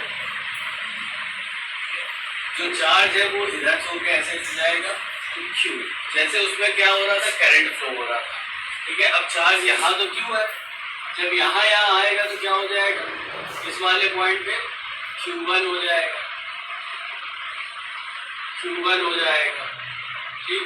इधर वाले पॉइंट पे Q2 हो जाएगा, इधर वाले पॉइंट पे क्या हो जाएगा। अब देखिए चार्ज तीन अलग अलग लाइन्स में डिवाइड हुआ है, Q1 Q2 और Q3। अच्छा एक बात और, ये दो पॉइंट है हमारे पास, पॉइंट ए और पॉइंट बी, दो पॉइंट है। सर दो पॉइंट के बीच में पोटेंशियल क्या होता है, एक ही सेम ही होगा। मैंने बताया था भाई अगर पोटेंशियल अलग अलग, जैसे ये है ये यहाँ पर V1 होगा, यहाँ पर क्या होगा ये होता है। और अगर दो पॉइंट ही है उसके बिटवीन में कोई एक ही तो होगा बी, चाहे तीन कैपेसिटर लगा लो चाहे चार कैपेसिटर, पॉइंट तो कितने हैं, दो ही तो है, ए और बी, इनका पोटेंशियल कितना होगा बी होगा, ठीक है। इनका पोटेंशियल कितना होगा बी होगा। लास्ट टाइम हम लोगों ने कैपेसिटर का फॉर्मूला क्या बताया था, कैपेसिटेंस का क्या बताया था, C/V, तो देखिए C = capacitance of combination of capacitor C is equal to Q upon V, ये फॉर्मूला होता है हमारे पास, ठीक है। C is equal to Q upon V। अगर हम यहाँ से Q का फॉर्मूला निकाल लें तो Q इज इक्वल टू कितना हो जाएगा CV। देखो अगर इस Q का फॉर्मूला निकाल लें तो ये V जो होगा वो क्या हो जाएगा, इधर आ जाएगा ट्रांसफर होकर, तो क्या हो जाएगा CV, यही हो जाएगा ना। तो Q इज इक्वल टू कितना फॉर्मूला बन गया, CV। अब यहाँ पर हमें देखो तीन चार्ज अलग अलग दिख रहे हैं, एक चार्ज से कितने चार्ज में डिस्ट्रीब्यूट हुआ है, ये तीन है, और लास्ट में जाकर फिर क्या हो जाएगा, सिंगल चार्ज बन जाएगा ये। तो देखिए हम लोग यहाँ Q1 Q2 Q3 की वैल्यू निकाल लें। देखो Q1 इज इक्वल टू कितना हो जाएगा, Q1 के लिए क्या है, कैपेसिटर C1 है, यहाँ कितना हो जाएगा C1V। ये समझ में आ रहा है क्या, ठीक है। Q1 के लिए कितना हो जाएगा C1V, Q2 के लिए कितना हो जाएगा C2V, C2V, Q3 के लिए कितना हो जाएगा C3V, ठीक है। अब देखो ये तीन हमारे पास चार्ज आ गए, अब टोटल चार्ज निकाल लो। Total charge Q is equal to कितना हो जाएगा, 2 प्लस Q3, ये सबको उठा के ऐड कर देंगे हम लोग। तो देखिए Q की वैल्यू हमारे पास कितनी है, C is equal to Q1 Q2 Q3 value C1V plus C2V plus C3V, ठीक है। अब देखिए यहाँ पे हम लोग को एक चीज दिख रही है कि V कॉमन मिलना होगा, CV is equal to V common निकाल लीजिए, यहाँ कितना आ जाएगा C1 plus C2 plus V से V कैंसिल कर देंगे, C इज इक्वल टू कितना हो जाएगा C1 प्लस C2 प्लस ये। अगर हमारे पास n कैपेसिटर हो, और n कैपेसिटर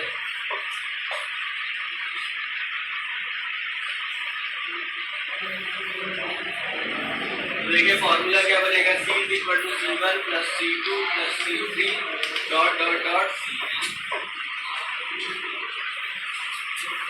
अच्छा एक चीज यहाँ देखने की हम लोगों को समझ में आई होगी, जब हम लोग कैपेसिटर की बात कर रहे हैं तो कैपेसिटर में जब हम लोगों ने पैरेलल में लिया तो हम लोगों को इस टाइप का फॉर्मूला मिला, ठीक है। जब सीरीज में लिया था हम लोगों ने, सीरीज में हमें क्या फॉर्मूला मिला था, जब सीरीज थी तो हमें मिला था 1/C equal to 1/C1 plus 1/C2 plus 1/C3। अच्छा ये रेजिस्टेंस था हम लोगों के पास, रेजिस्टेंस में हम लोगों ने देखा था जब सीरीज थी हमारे पास formula R is equal to क्या था, R1 plus R2 plus R3 था। पैरेलल में क्या था 1/R is equal to 1/R1 plus 1/R2 plus 1/R3। देखो बस अगर फॉर्मूले को याद करने का तुम लोगों को स्टेप भी समझना है तो सीधे से हम लोग ये कह सकते हैं, देखो रेजिस्टेंस में जब हम लोग सीरीज की बात करते हैं तो सीधा सीधा होता है, ठीक है। रेजिस्टेंस दो बार आप लोग पढ़ चुके, एक बार हाई स्कूल पढ़ा, एक बार अभी पढ़ रहा हूँ, ज्यादा याद होता है। आर का फॉर्मूला देखो क्या रखा हम लोगों ने, बिल्कुल सीधा सीधा, पैरेलल में था, एक के ऊपर एक था, तो देखो 1/R1 1/R2। अब इसी को थोड़ा सा उल्टा कर लो कि अगर यही हमारे पास, इसी को अगर हम लोग उल्टा कर लें और यही हम देख लें कि क्या कैपेसिटर के लिए देखेंगे तो हम लोग क्या करेंगे, जब सीरीज में होगा तो देखो अभी क्या था, इसमें सीरीज में सीधे सीधे था, इसमें जब सीरीज में आ रहा है तो पैरेलल में आ रहा है तो क्या हो रहा है 1/R। और जब इसका उल्टा कर देंगे तो देखो यहाँ पे कैपेसिटर जब सीरीज में है तो क्या हो रहा है 1, यहाँ पे जैसे ये था तो देखो सीरीज में 1/C equal to 1/C1 plus 1/C2 plus 1/C3। Parallel में देखो इसमें R1 R2 है अपॉन में, यहाँ पर जब पैरेलल आ रहा है तो क्या हो रहा है C equal to C1 plus C2 plus C3। Just इसका अपोजिट चल रहा है, जिसमें वो सीधे जा रहा है उसमें ये अपॉन में आ जा रहा है, जिसमें वो अपॉन में है उसमें ये सीधे आ जा रहा है, ठीक है। बस इतना ध्यान रखना है कि अगर रेजिस्टेंस है तो रेजिस्टेंस जैसे हम लोग 2 बार पढ़ चुके हैं, तो रेजिस्टेंस में सीधे सीधे सारी चीजें होती हैं, जैसे सीरीज है तो बिल्कुल सीधे सीधे, पैरेलल है तो 1/1 के फॉर्म में, कैपेसिटर इसका उल्टा, यहाँ अगर पैरेलल है तो सीधे सीधे जाएगा, सीरीज है तो 1 या अपॉन के फॉर्म में चलेगा। तो इससे तुम लोगों को फॉर्मूला भी याद हो जाएगा, ठीक है। सॉल्विंग भी सेम वैसी ही होती है, जैसे इसको आप लोगों ने इसको हाई स्कूल में पढ़ा भी होगा।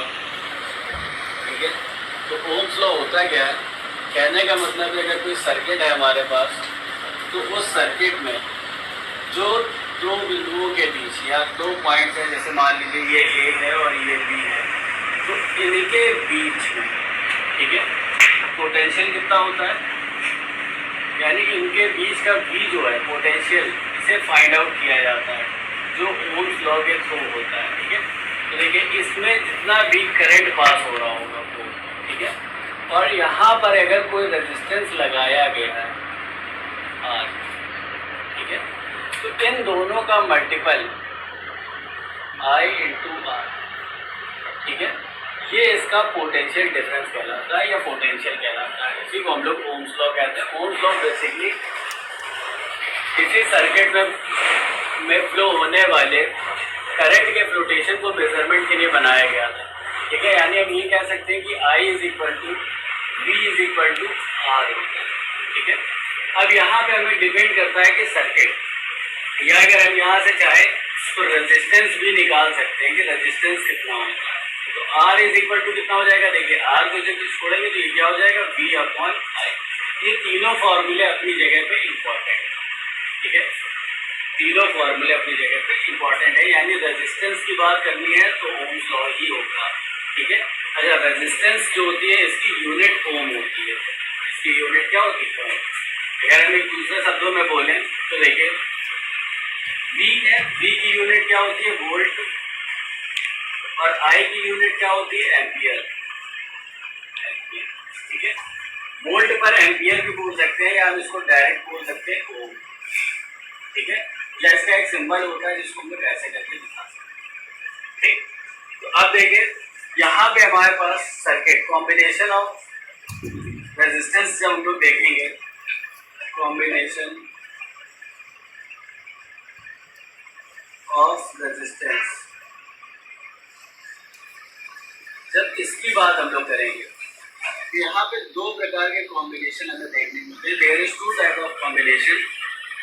First is series and second is parallel. देखिए सीरीज कॉम्बिनेशन क्या होता है, जब हम लोग रेजिस्टेंस को ऐसे एक लाइन में लगवा रहे हैं, जैसे हमारे पास 3 है, 4 है, 5 है, जितने भी रेजिस्टेंस है, अगर इसको हम लोग एक लाइन में लगा दें R1 R2 R3 करके, ठीक है, ये सीरीज बन जाएगी। अच्छा, जो पैरेलल कॉम्बिनेशन की बात हम लोग करते हैं, रेजिस्टेंस का पैरेलल कॉम्बिनेशन देखेंगे तो इसमें क्या होता है, रेजिस्टेंस को ऐसे लगाया जाता है, एक के ऊपर एक नीचे ऐसे। ठीक है, ये जो उनको दिख रहा है ये पैरेलल है।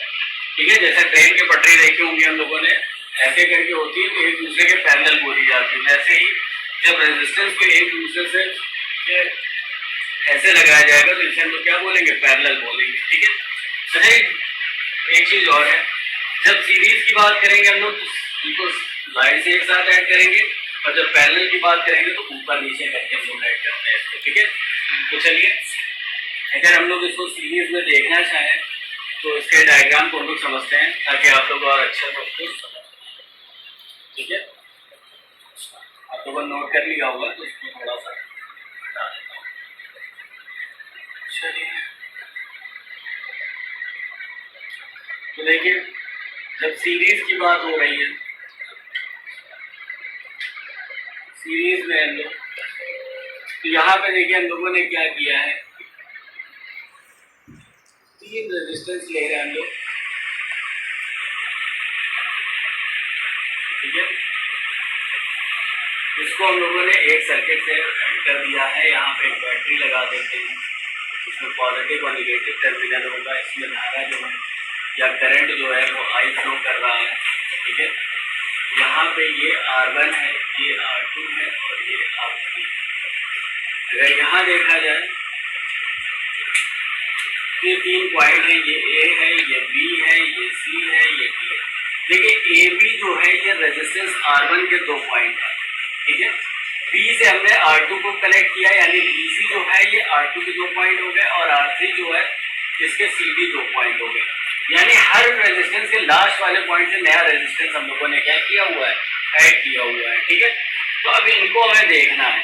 यानी कहने का मतलब है, हम लोगों ने देखा होगा 2 पॉइंट्स के बीच का जो पोटेंशियल डिफरेंस होता है उसको हम लोग ऐसे शो करते हैं, ये V1 है, ये V2 है और ये V3 है। यहाँ से यहाँ तक जो पोटेंशियल डिफरेंस होगा वो V3 है, यहाँ से यहाँ तक जो होगा V2 है, यहाँ से यहाँ जो होगा V1 है। यानी टोटल पोटेंशियल डिफरेंस कितना होगा? V होगा। टोटल कितना होगा? V। ठीक है, हम लोगों को यही देखना है एकदम। चलिए, तो अगर हम लोग देखा जाए कि V1 हम लोग को, पहले तो हम लोग सारे पोटेंशियल फाइंड आउट कर लें कि पोटेंशियल है कितना। देखिए, अच्छा एक चीज और है, जब हम लोगों ने देखा कि आई करंट फ्लो हो रहा है तो करंट जो है वो सेम रेट पे फ्लो होगा इस पूरे सर्किट में, क्योंकि ये सीरीज है, करंट को कहीं डिवाइड होने की जरूरत नहीं पड़ रही। ठीक है, तो देखिए अब पोटेंशियल है, यानी V1 जब हम लोग फाइंड आउट करेंगे तो V1 कितना है हमारे पास? V का फॉर्मूला अभी हम लोगों ने ओम्स लॉ में देखा था, हम लोग एक साइड ऐसे लिख लेते हैं, Ohm's law, Ohm's law, according to Ohm's law. Ohm's law में V का फॉर्मूला हम लोगों ने क्या देखा था? V is equal to IR देखा था हम लोगों ने, यहाँ भी सेम वैसे ही। तो V1 की वैल्यू जब निकालेंगे तो क्या होगा? देखिए I तो कॉमन है सभी के लिए, क्योंकि I चेंज कहीं नहीं हो रहा, रेजिस्टेंस चेंज हुआ, तो यहाँ कितना हो जाएगा? IR। ठीक है, V2 की वैल्यू कितनी है हमारे पास? देखिए सेकंड में I फिर भी कॉमन है सब में, ये रेजिस्टेंस चेंज हो गया तो यहाँ कितना हो जाएगा? IR। V3 की वैल्यू कितनी है हमारे पास? रेजिस्टेंस देखिए R3 है, तो यहाँ लिखेंगे हम लोग IR3। क्लियर है? चलिए, अब टोटल डिफरेंस देखेंगे, टोटल पोटेंशियल देखा जाए हम लोग का, तो V इज इक्वल टू कितना हो जाएगा? V1 plus V2 plus V3। Value रख दीजिए इसमें आप सभी लोग।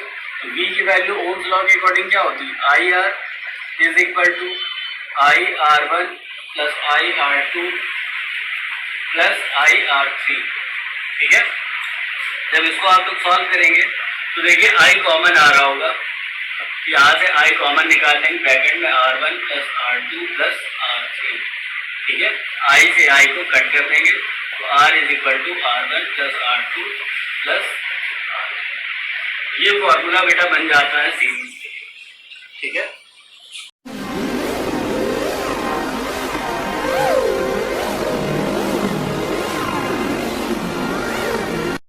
Hello students, I am a physics faculty Vicky Sharma and today topic is electric cell and electric potential and electromotive force of cell। ठीक है, तो चलिए आज का टॉपिक हम लोग स्टार्ट करते हैं। उससे पहले हम आप लोगों को बता दें कि देखिए इलेक्ट्रिक सेल, आज हम लोगों का जो टॉपिक है वो है इलेक्ट्रिक सेल। ठीक है, इसी में अगर हम लोग देखेंगे बेटा तो इलेक्ट्रिक पोटेंशियल या पोटेंशियल डिफरेंस हम लोग बोल सकते हैं, पोटेंशियल डिफरेंस अगर और देखा जाए तो इसको हम लोग ये बोल सकते हैं EMF। ठीक है, तो देखिए ये जो टॉपिक है हम लोग, इसके पहले हम आप लोग बता दें सेल होता क्या है। भाई सेल एक छोटा सा डिवाइस है, इलेक्ट्रॉनिक डिवाइस है जिसको हम लोग बोल सकते हैं। जैसे हम लोगों ने सभी चीज में देखा होगा कि एक सेल होता है हमारे पास, जैसे इसका डायग्राम कुछ इस टाइप से हम लोग ऐसे बनाते हैं, एक पॉजिटिव होता है एक निगेटिव होता है। अगर इसको हम लोग किसी चीज से ऐड कर देते हैं, जैसे बल्ब से ऐड कर दिया तो वो जलने लगता है। ठीक है, तो ये सेल है हम लोगों के पास। अब ये सेल करता क्या है एक्चुअल में, इसके बारे में समझना, ये पोटेंशियल डिफरेंस क्या होता है, EMF क्या होता है। ठीक है, तो सेल का बेसिक फंडा ये होता है कि सेल किसी भी सर्किट में एनर्जी को ट्रांसफर करता है। ठीक है, पहली बात, सेल के अंदर कोई चार्ज ट्रांसफर, देखो अगर हम आपसे ये कहते हैं कि सेल जो है वो चार्ज को ट्रांसफर करता है तो ये गलत होगा। सेल कभी चार्ज ट्रांसफर नहीं करता। ठीक है, पहली बात है सेल कभी चार्ज को ट्रांसफर नहीं करता। सेल क्या कर सकता है, सिर्फ और सिर्फ जो एनर्जी हमें जरूरत होती है उस एनर्जी को वो ट्रांसफर करता है, कि एनर्जी इससे लो और तुरंत अपना काम चालू करो। जैसे कि सपोज दैट यहाँ पर कोई इलेक्ट्रॉन था प्लस का क्यू, इसने इस सेल से एनर्जी ली और ये ऐसे घूमता हुआ चला गया। ठीक है, बल्ब जलाए वो वापस घूम के इधर आ गया। तो ये सिर्फ एनर्जी, जो चार्ज है, चार्ज को इधर से उधर तक जाने में जो एनर्जी मिल देता है वो देने का काम क्या करता है, सेल करता है। ठीक है, अच्छा एक चीज और, सेल और बैटरी, सेल और बैटरी में कोई डिफरेंस देखा है कभी? अब आप कहोगे सर सेल और बैटरी तो दोनों एक ही चीज होती है, बट ऐसा नहीं होता। सेल और बैटरी दोनों अलग अलग चीज होती है। ठीक, सेल क्या है, सेल यूनिट है, ठीक है, यूनिट है, और बैटरी क्या है, कॉम्बिनेशन है। कॉम्बिनेशन कहने का मतलब है सेल एक सिंगल सी चीज है, ठीक है। जैसे हम लोगों ने कहा कि एक सेल रखा है तो एक सेल रखा है, अगर हम बहुत सारे सेलों को कंबाइन करेंगे तब जाके बैटरी बनेगी, ठीक है। तो ये बैटरी जो होती है कॉम्बिनेशन फॉर्म होता है और सेल यूनिट पीस है, यानी एक अकेला वर्क करने वाला है, ठीक। ये तो हो गया हम लोगों का सेल के बारे में। अभी हम लोग देखते हैं पोटेंशियल डिफरेंस क्या होता है, ठीक है। अच्छा, बहुत चीजें होंगी आप लोगों ने केमिस्ट्री में आप लोगों ने पढ़ा होगा, इलेक्ट्रोमोटिव फोर्स क्या होता है, इलेक्ट्रिक पोटेंशियल डिफरेंस आप लोगों का केमिस्ट्री का भी एक चैप्टर है, तो ज्यादा हम लोग उस पर डीपली नहीं जाएंगे, पर हम लोग आपको ऐसे बताते हैं कि देखिए पोटेंशियल डिफरेंस की जब बात करते हैं, ठीक, हम लोगों ने पहले चैप्टर में भी पढ़ा था कि पोटेंशियल डिफरेंस क्या होता है। भाई जैसे 2 पॉइंट है, ये VA है और ये VB है, तो VB से VA को माइनस कर दे जो पोटेंशियल इसका है, यानी VB minus VA is equal to delta V। ये पोटेंशियल डिफरेंस होता है, ठीक है। बट यहाँ जब सेल की बात हम लोग करते हैं तो सेल में ऐसा कुछ नहीं होता, मतलब होता यही है पर इस टाइप से नहीं दिखाते हम लोग। अब देखिए सेल भी बहुत सारे टाइप्स के होते हैं, ठीक।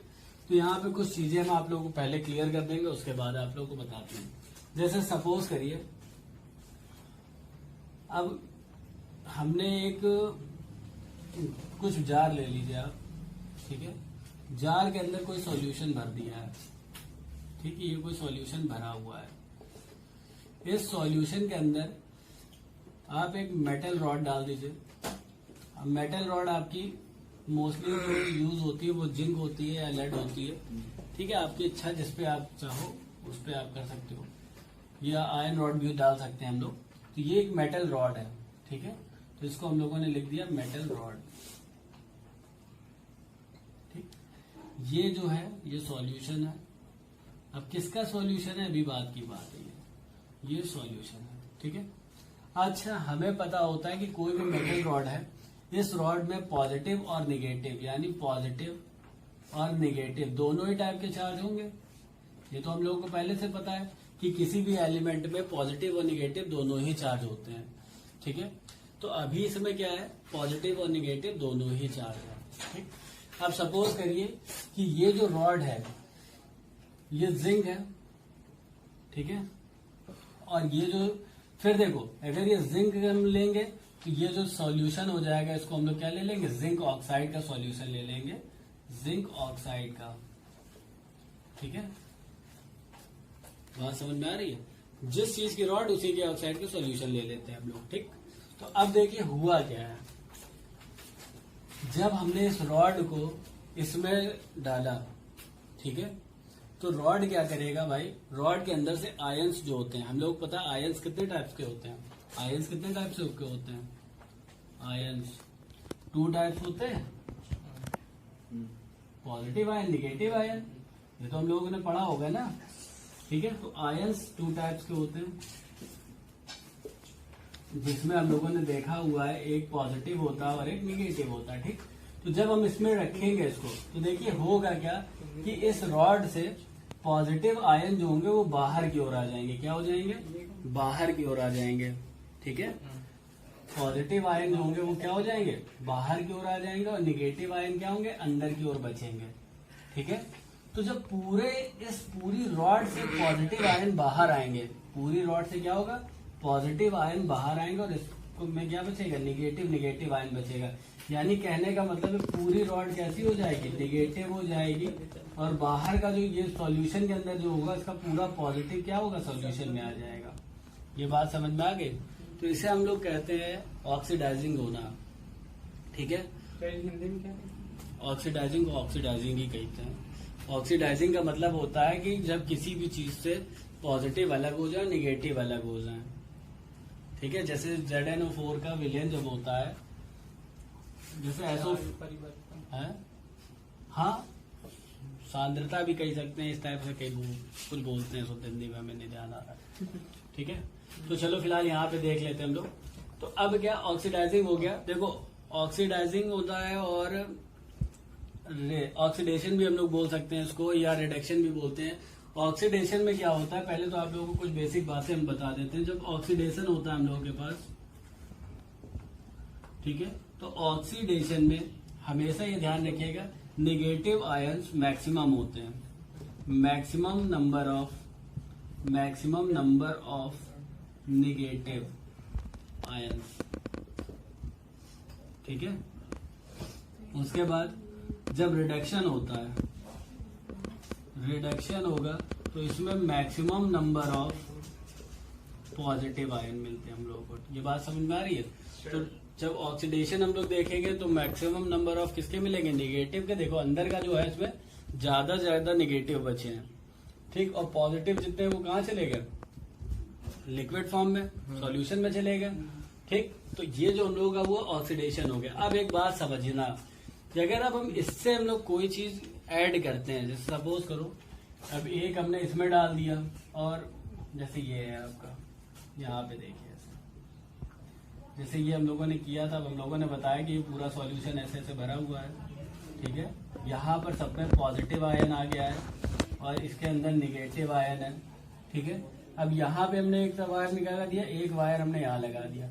अब इससे हमने करके एक बल्ब कनेक्ट करा दिया, ठीक है। अब देखिए इससे एक बल्ब कनेक्ट करा दी, तो एक तरफ क्या है पॉजिटिव आयन, एक तरफ क्या है निगेटिव आयन। तो बल्ब तो अपना काम करेगी, तो सेल का काम करने लगा, बल्ब भी चलेगी। पर होगा क्या भाई, निगेटिव आयन ऐसे जाएंगे, पॉजिटिव में आ जाएंगे। अब पॉजिटिव आयन को ये देखो, पॉजिटिव आयन ऐसे जाएगा तो निगेटिव से आएगा, ठीक। तो ये दोनों क्या करेंगे भाई, बात समझना, पॉजिटिव है तो उतनी जगह ना, पॉजिटिव निगेटिव जाके मिलेगा, निगेटिव पॉजिटिव जाके, पर इन दोनों के कारण इसका पोटेंशियल कुछ अलग हो जाएगा, क्योंकि निगेटिव है और ये पॉजिटिव है, इसका पोटेंशियल कुछ अलग हो जाएगा। तो निगेटिव और पॉजिटिव ये दोनों जो अलग अलग पोटेंशियल है, ठीक है, इन दोनों को जब हम माइनस करते हैं, इन दोनों पॉइंट का पोटेंशियल, तो उसी को हम लोग क्या बोलते हैं, पोटेंशियल डिफरेंस बोलते हैं। उसको हम लोग क्या बोलते हैं, पोटेंशियल डिफरेंस बोलते हैं, या टर्मिनल डिफरेंस भी बोलते हैं। टर्मिनल क्यों, क्योंकि ये पूरा एक टर्मिनल बना हुआ है, ठीक है। तो इसी को हम लोग क्या बोलेंगे, टर्मिनल डिफरेंस। अगर कुछ ऐसे नहीं समझ में आया है तो कुछ और तरीका अपनाते हैं, एक सेल और बना के दिखा देते हैं, ठीक है। एक सेल जब हम लोग और बनाते हैं तो देखिए यहाँ पर हमने 2 रॉडें डाल दी ऐसे, ठीक है। जो बेसिक तरीका जो हाई स्कूल में आप लोगों ने पढ़ा होगा उसके हिसाब से बताया जा रहा है। एक पॉजिटिव है यानी कैथोड डाल दिया, एक एनोड डाल दिया। ये पॉजिटिव है, ये निगेटिव है, ये एनोड है और ये कैथोड है, ठीक है। एक वायर हमने इससे कनेक्ट करा दिया, एक वायर हमने इससे कनेक्ट करा दिया, और यहाँ पे हमने क्या लगा दिया, एक बल्ब, ठीक है। तो बात वही है। अब देखिए दोनों के लिए समझिए, इन दोनों के लिए समझेंगे ना हम लोग भाई, इस पे जो पोटेंशियल होगा और इस पे जो पोटेंशियल होगा, भाई ये अंदर क्या है, सॉल्यूशन भरा हुआ है, तो इसका जो पोटेंशियल होगा और इस रॉड का जो पोटेंशियल होगा, अगर इन दोनों पोटेंशियल को हम लोग माइनस करेंगे तो क्या निकल के आएगा, पोटेंशियल डिफरेंस निकल के आएगा, या इसी को हम लोग क्या बोल देंगे, टर्मिनल डिफरेंस, ठीक है, पोटेंशियल टर्मिनल डिफरेंस। पीटीडी भी बहुत लोग इसको शॉर्ट फॉर्म में पीटीडी भी बोलते हैं, ठीक है, यानी पोटेंशियल टर्मिनल डिफरेंस, ठीक है स्टूडेंट्स। तो बस आज के लिए इतना ही है, बाकी हम लोग ईएमएफ को। Hello students, I am physics faculty Vicky Sharma and today topic is electric cell and electric potential and electromotive force of cell, ठीक है। तो चलिए आज का टॉपिक हम लोग स्टार्ट करते हैं। उससे पहले हम आप लोगों को बता दें कि देखिए इलेक्ट्रिक सेल, आज हम लोगों का जो टॉपिक है वो है इलेक्ट्रिक सेल, ठीक है। इसी में अगर हम लोग देखेंगे बेटा तो इलेक्ट्रिक पोटेंशियल या पोटेंशियल डिफरेंस हम लोग बोल सकते हैं, पोटेंशियल डिफरेंस। अगर और देखा जाए तो इसको हम लोग ये बोल सकते हैं ईएमएफ, ठीक है। तो देखिए ये जो टॉपिक है हम लोग, इसके पहले हम आप लोग बता दें सेल होता क्या है। भाई सेल एक छोटा सा डिवाइस है, इलेक्ट्रॉनिक डिवाइस है जिसको हम लोग बोल सकते हैं। जैसे हम लोगों ने सभी चीज में देखा होगा कि एक सेल होता है हमारे पास, जैसे इसका डायग्राम कुछ इस टाइप से हम लोग ऐसे बनाते हैं, एक पॉजिटिव होता है, एक निगेटिव होता है। अगर इसको हम लोग किसी चीज से ऐड कर देते हैं, जैसे बल्ब से ऐड कर दिया तो वो जलने लगता है, ठीक है। तो ये सेल है हम लोगों के पास। अब ये सेल करता क्या है एक्चुअल में, इसके बारे में समझना है, ये पोटेंशियल डिफरेंस क्या होता है, ईएमएफ क्या होता है, ठीक है। तो सेल का बेसिक फंडा ये होता है कि सेल किसी भी सर्किट में एनर्जी को ट्रांसफर करता है, ठीक है। पहली बात, सेल के अंदर कोई चार्ज ट्रांसफर, देखो अगर हम आपसे ये कहते हैं कि सेल जो है वो चार्ज को ट्रांसफर करता है तो ये गलत होगा। सेल कभी चार्ज ट्रांसफर नहीं करता, ठीक है। पहली बात है, सेल कभी चार्ज को ट्रांसफर नहीं करता। सेल क्या कर सकता है, सिर्फ और सिर्फ जो एनर्जी हमें जरूरत होती है उस एनर्जी को वो ट्रांसफर करता है, कि एनर्जी इससे लो और तुरंत अपना काम चालू करो। जैसे कि सपोज दैट यहाँ पर कोई इलेक्ट्रॉन था प्लस का क्यू, इसने इस सेल से एनर्जी ली और ये ऐसे घूमता हुआ चला गया, ठीक है। बल्ब जलाए, वो वापस घूम के इधर आ गया। तो ये सिर्फ एनर्जी, जो चार्ज है, चार्ज को इधर से उधर तक जाने में जो एनर्जी मिल देता है वो देने का काम क्या करता है, सेल करता है, ठीक है। अच्छा एक चीज और, सेल और बैटरी, सेल और बैटरी में कोई डिफरेंस देखा है कभी? अब आप कहोगे सर सेल और बैटरी तो दोनों एक ही चीज होती है, बट ऐसा नहीं होता। सेल और बैटरी दोनों अलग अलग चीज होती है, ठीक। सेल क्या है, सेल यूनिट है, ठीक है, यूनिट है। और बैटरी क्या है, कॉम्बिनेशन है। कॉम्बिनेशन कहने का मतलब है सेल एक सिंगल सी चीज है, ठीक है। जैसे हम लोगों ने कहा कि एक सेल रखा है तो एक सेल रखा है, अगर हम बहुत सारे सेलों को कंबाइन करेंगे तब जाके बैटरी बनेगी, ठीक है। तो ये बैटरी जो होती है कॉम्बिनेशन फॉर्म होता है और सेल यूनिट की है, यानी एक अकेला वर्क करने वाला है, ठीक। ये तो हो गया हम लोगों का सेल के बारे में। अभी हम लोग देखते हैं पोटेंशियल डिफरेंस क्या होता है, ठीक है। अच्छा बहुत चीजें होंगी, आप लोगों ने केमिस्ट्री में आप लोगों ने पढ़ा होगा इलेक्ट्रोमोटिव फोर्स क्या होता है, इलेक्ट्रिक पोटेंशियल डिफरेंस आप लोगों का केमिस्ट्री का भी एक चैप्टर है, तो ज्यादा हम लोग उस पर डीपली नहीं जाएंगे, पर हम लोग आपको ऐसे ही बताते हैं कि देखिए पोटेंशियल डिफरेंस की जब बात करते हैं, ठीक, हम लोगों ने पहले चैप्टर में भी पढ़ा था कि पोटेंशियल डिफरेंस क्या होता है। भाई जैसे दो पॉइंट है, ये VA है और ये VB है, तो VB से VA को माइनस कर दे जो पोटेंशियल इसका है, यानी VB minus VA is equal to delta V, ये पोटेंशियल डिफरेंस होता है, ठीक है। बट यहाँ जब सेल की बात हम लोग करते हैं तो सेल में ऐसा कुछ नहीं होता, मतलब होता यही है पर इस टाइप से नहीं दिखाते हम लोग। अब देखिए सेल भी बहुत सारे टाइप्स के होते हैं, ठीक। तो यहाँ पे कुछ चीजें हम आप लोगों को पहले क्लियर कर देंगे, उसके बाद आप लोगों को बताते हैं। जैसे सपोज करिए अब हमने एक कुछ जार ले लीजिए आप, ठीक है, जार के अंदर कोई सॉल्यूशन भर दिया है, ठीक है, ये कोई सॉल्यूशन भरा हुआ है। इस सॉल्यूशन के अंदर आप एक मेटल रॉड डाल दीजिए। अब मेटल रॉड आपकी मोस्टली जो यूज होती है वो जिंक होती है या लेड होती है, ठीक है, आपकी इच्छा जिस पे आप चाहो उस पे आप कर सकते हो, या आयरन रॉड भी डाल सकते हैं हम लोग। तो ये एक मेटल रॉड है, ठीक है, तो इसको हम लोगों ने लिख दिया मेटल रॉड, ठीक। ये जो है ये सॉल्यूशन है। अब किसका सॉल्यूशन है, अभी बात की बात है, ये सॉल्यूशन है, ठीक है। अच्छा हमें पता होता है कि कोई भी मेटल रॉड है, इस रॉड में पॉजिटिव और निगेटिव, यानी पॉजिटिव और निगेटिव दोनों ही टाइप के चार्ज होंगे। ये तो हम लोगों को पहले से पता है कि किसी भी एलिमेंट में पॉजिटिव और निगेटिव दोनों ही चार्ज होते हैं, ठीक है। तो अभी इसमें क्या है, पॉजिटिव और निगेटिव दोनों ही चार्ज है, ठीक। अब सपोज करिए कि ये जो रॉड है ये जिंक है, ठीक है, और ये जो, फिर देखो अगर ये जिंक हम लेंगे तो ये जो सॉल्यूशन हो जाएगा इसको हम लोग क्या ले लेंगे, जिंक ऑक्साइड का सॉल्यूशन ले लेंगे, जिंक ऑक्साइड का, ठीक है। बात समझ में आ रही है, जिस चीज की रॉड उसी के ऑक्साइड के सॉल्यूशन ले लेते हैं हम लोग, ठीक। तो अब देखिए हुआ क्या है, जब हमने इस रॉड को इसमें डाला, ठीक है, तो रॉड क्या करेगा भाई, रॉड के अंदर से आयंस जो होते हैं, हम लोग पता है आयंस कितने टाइप्स के होते हैं, आयंस कितने टाइप से होते हैं, आयंस 2 टाइप्स होते हैं, पॉजिटिव आयन निगेटिव आयन, ये तो हम लोगों ने पढ़ा होगा ना, ठीक है। तो आयंस 2 टाइप्स के होते हैं, जिसमें हम लोगों ने देखा हुआ है एक पॉजिटिव होता है और एक निगेटिव होता है, ठीक। तो जब हम इसमें रखेंगे इसको तो देखिए होगा क्या कि इस रॉड से पॉजिटिव आयन जो होंगे वो बाहर की ओर आ जाएंगे, क्या हो जाएंगे, बाहर की ओर आ जाएंगे, ठीक है। पॉजिटिव आयन जो होंगे वो क्या हो जाएंगे, बाहर की ओर आ जाएंगे, और निगेटिव आयन क्या होंगे, अंदर की ओर बचेंगे। ठीक है। तो जब इस पूरी रॉड से पॉजिटिव आयन बाहर आएंगे, पूरी रॉड से क्या होगा, पॉजिटिव आयन बाहर आएंगे, और इसको में क्या बचेगा, निगेटिव आयन बचेगा। यानी कहने का मतलब है पूरी रॉड कैसी हो जाएगी, निगेटिव हो जाएगी, और बाहर का जो ये सॉल्यूशन के अंदर जो होगा इसका पूरा पॉजिटिव क्या होगा, सॉल्यूशन में आ जाएगा। ये बात समझ में आ गई। तो इसे हम लोग कहते हैं ऑक्सीडाइजिंग होना। ठीक है। हिंदी में क्या, ऑक्सीडाइजिंग को ऑक्सीडाइजिंग ही कहते हैं। ऑक्सीडाइजिंग का मतलब होता है कि जब किसी भी चीज से पॉजिटिव अलग हो जाए, निगेटिव अलग हो जाए। ठीक है। जैसे ZnO4 का विलयन जब होता है, जैसे SO परिवर्तन है, हाँ, सांद्रता भी कह सकते हैं, इस टाइप से कई कुछ बोलते हैं, शुद्ध हिंदी में हमें नहीं ध्यान आ रहा। ठीक है। तो चलो फिलहाल यहाँ पे देख लेते हैं हम लोग। तो अब क्या ऑक्सीडाइजिंग हो गया, देखो ऑक्सीडाइजिंग होता है, और ऑक्सीडेशन भी हम लोग बोल सकते हैं इसको, या रिडक्शन भी बोलते हैं। ऑक्सीडेशन में क्या होता है, पहले तो आप लोगों को कुछ बेसिक बातें हम बता देते हैं। जब ऑक्सीडेशन होता है हम लोगों के पास,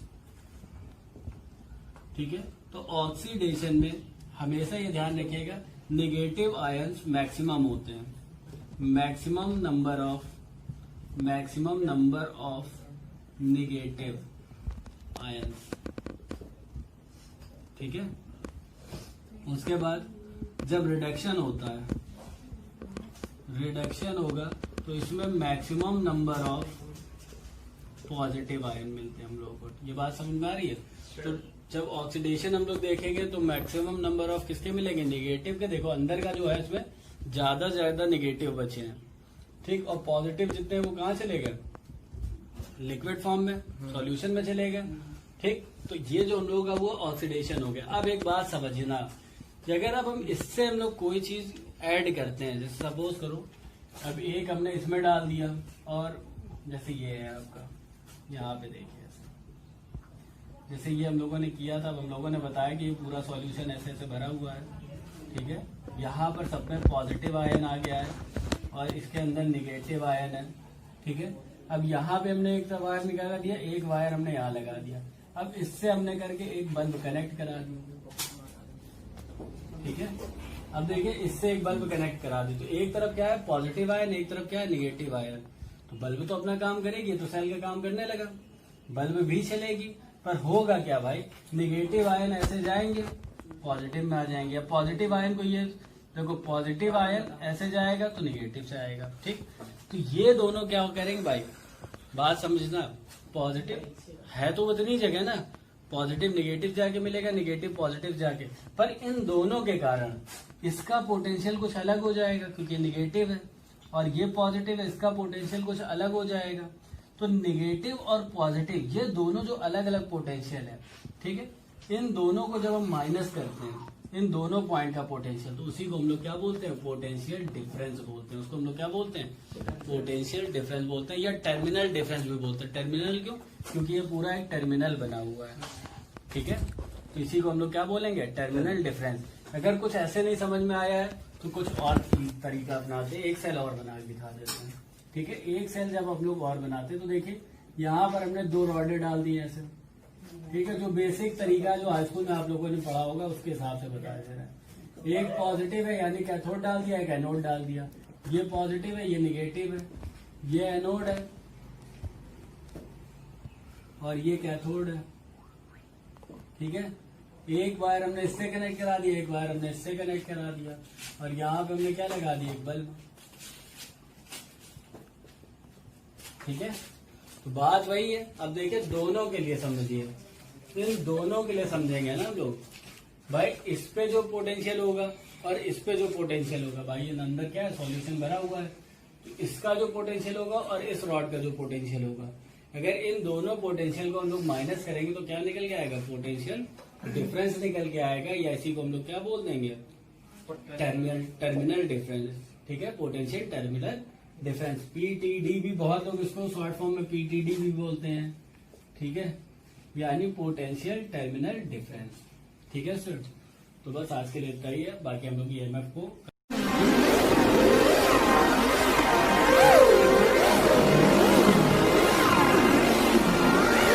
होगा लोग नेक्स्ट क्वेश्चन क्या है, an electric drill rated at 400 watt is connected to a 240 volt power line, how much current does it draw.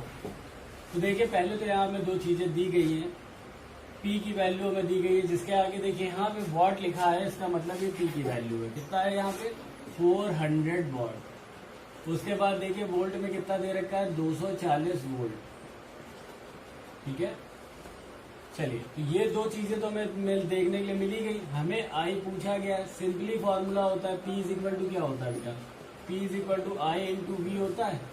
आई की वैल्यू आपको मालूम करनी है, वी की वैल्यू आपको मालूम है, P की दी गई है। तो अगर हम चाहें तो इसको ऐसे भी लिख सकते हैं, I is equal to P upon V. क्या लिख सकते हैं, P अपॉन वी। P की वैल्यू कितनी है बेटा 400 अपॉन V की वैल्यू कितनी है 240, ठीक है, ये 240 लिखा हुआ है। जिससे इसको डिवाइड कर दीजिए, जब इससे इसको कट करेंगे तो देखिए कितनी बार में जाएगा ये, 24 को 40 से डिवाइड कीजिए 1.67 समथिंग आएगा इसका, ठीक है।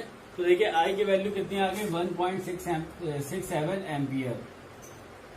तो हम ये कह सकते हैं कि जो ड्रिल मशीन है वो कितना इलेक्ट्रिक कंजप्शन कर रही है, 1.67 एम्पियर की कर रही है, ठीक है स्टूडेंट्स।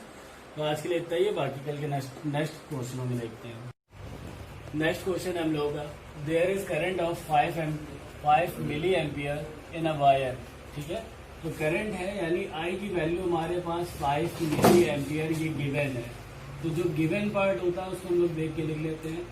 उसके बाद how much charge flow through cross section of a wire is 10 second, यानी टाइम की वैल्यू में दे रखी है 10 सेकेंड, ठीक है।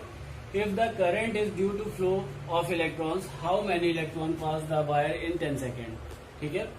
तो अब देखिए यहाँ पे पूरा क्वेश्चन हम लोगों को मिल चुका है। अब हमें देखना है कि n नंबर ऑफ n निकालना है, जैसा कि अभी हम लोगों ने इसके पहले वाले क्वेश्चन में निकाला है। पर यहाँ पे कुछ चीजें और समझने वाली।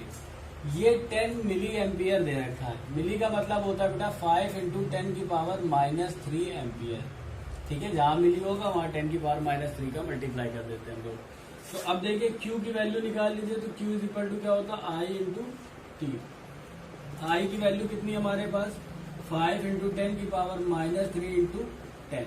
अब ये 10 है, 10 के ऊपर कुछ नहीं तो 1 होगा बेटा, तो इसको हम लोग ऐसे भी लिख सकते हैं 5 इंटू 10 की पावर -2 कूलम। तो ये हमने किसकी वैल्यू निकाली बेटा Q की।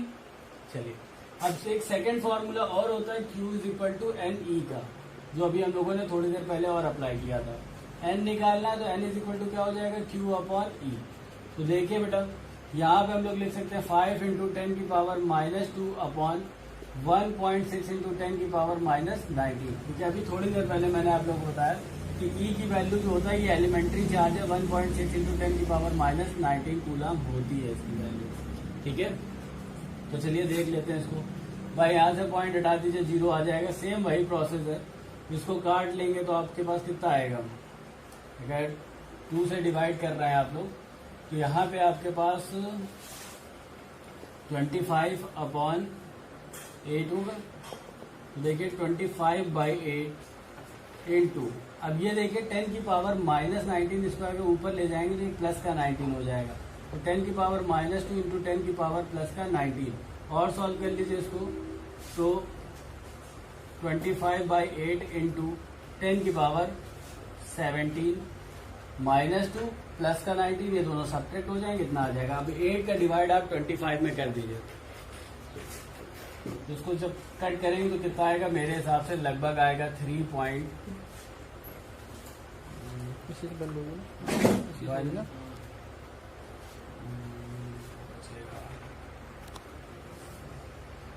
2 इंटू 10 की पावर 17। आगे अप्रॉक्स में जाता जाएगा तो यहाँ पे बहुत ज़्यादा आंसर जो आ सकता है आपका, या तो ये आएगा या तो ये लिख सकते हैं 3.13 इंटू 10 की पावर 17 इलेक्ट्रॉन्स, ठीक है स्टूडेंट्स। तो इतना हमें पता चल गया कि 10 सेकेंड में जो इलेक्ट्रॉन फ्लो हो रहा है वो कितने होंगे, 3.13 इंटू 10 की पावर 17, ये अप्रॉक्स वैल्यू है।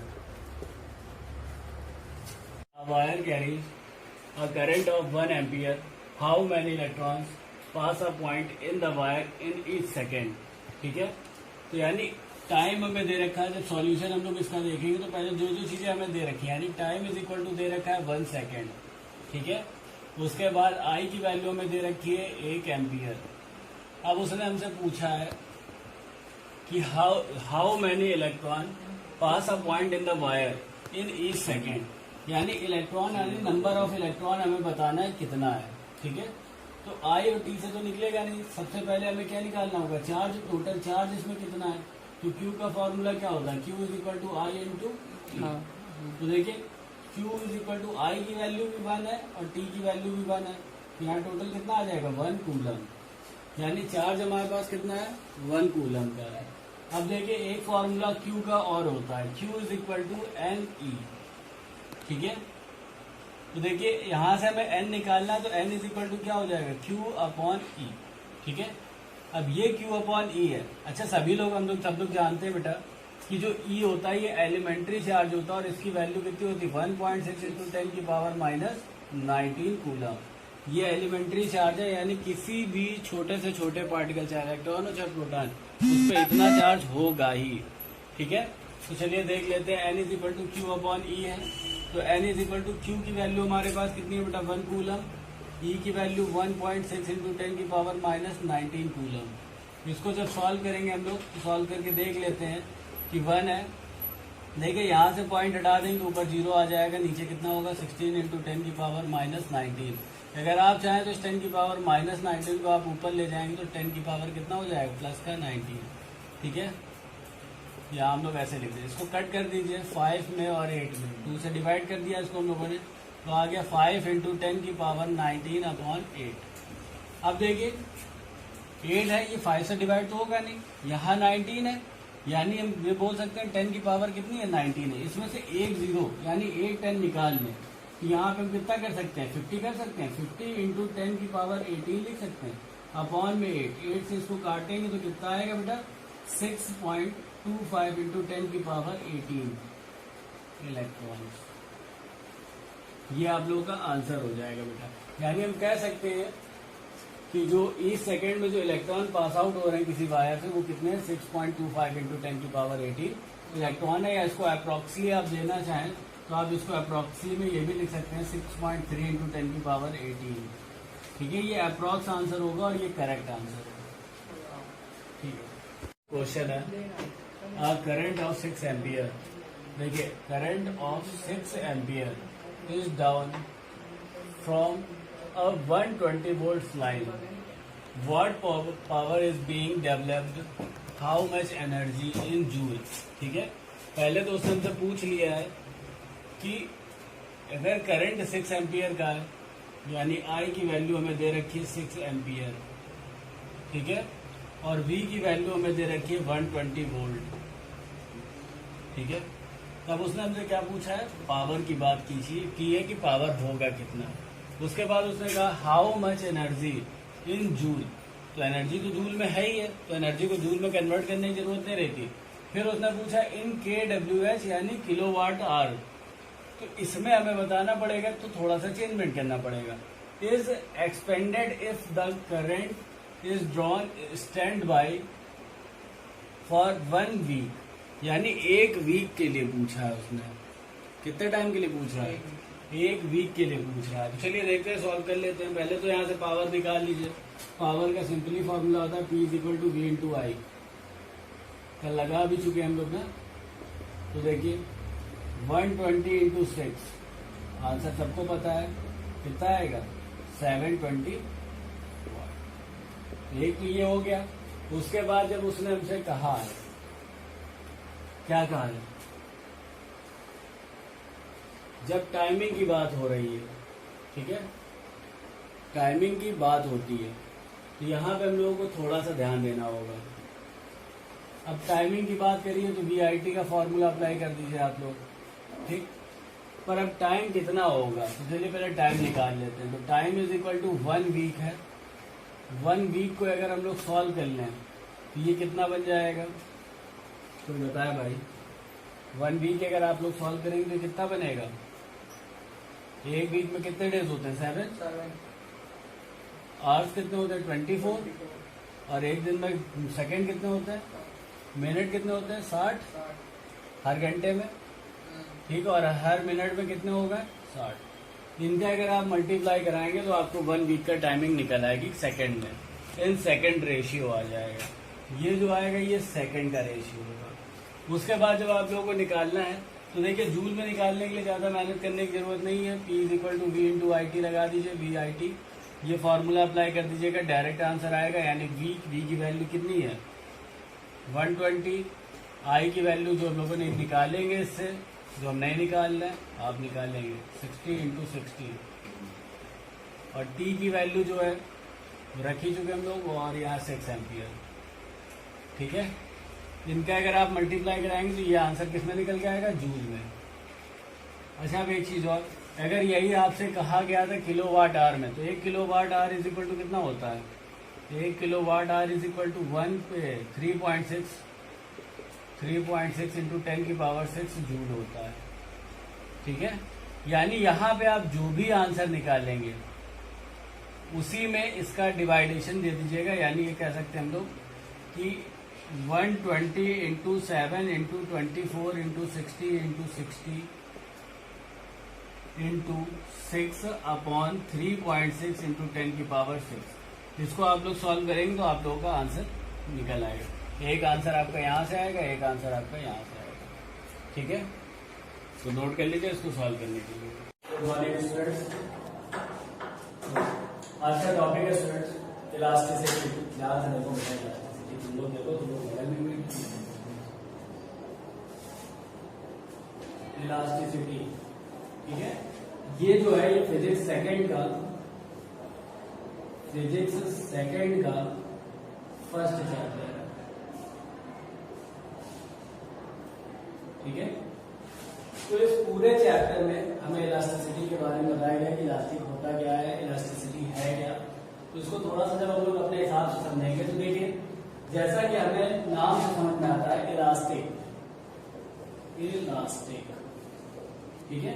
यानी कोई ऐसा मैटर जिसकी प्रॉपर्टी इलास्टिक की हो, ठीक है। कोई ऐसा मैटर जिसकी प्रॉपर्टी कैसी हो? इलास्टिक की हो। इलास्टिक का मतलब होता है स्ट्रेच होने की, ठीक है। खींचो छोड़ो, खींचो छोड़ो, कुछ नहीं, ठीक है। खींचो छोड़ो यानी स्ट्रेच करने की प्रॉपर्टी है। जैसे कि हम लोगों ने देखा है रबर होती है हमारे पास,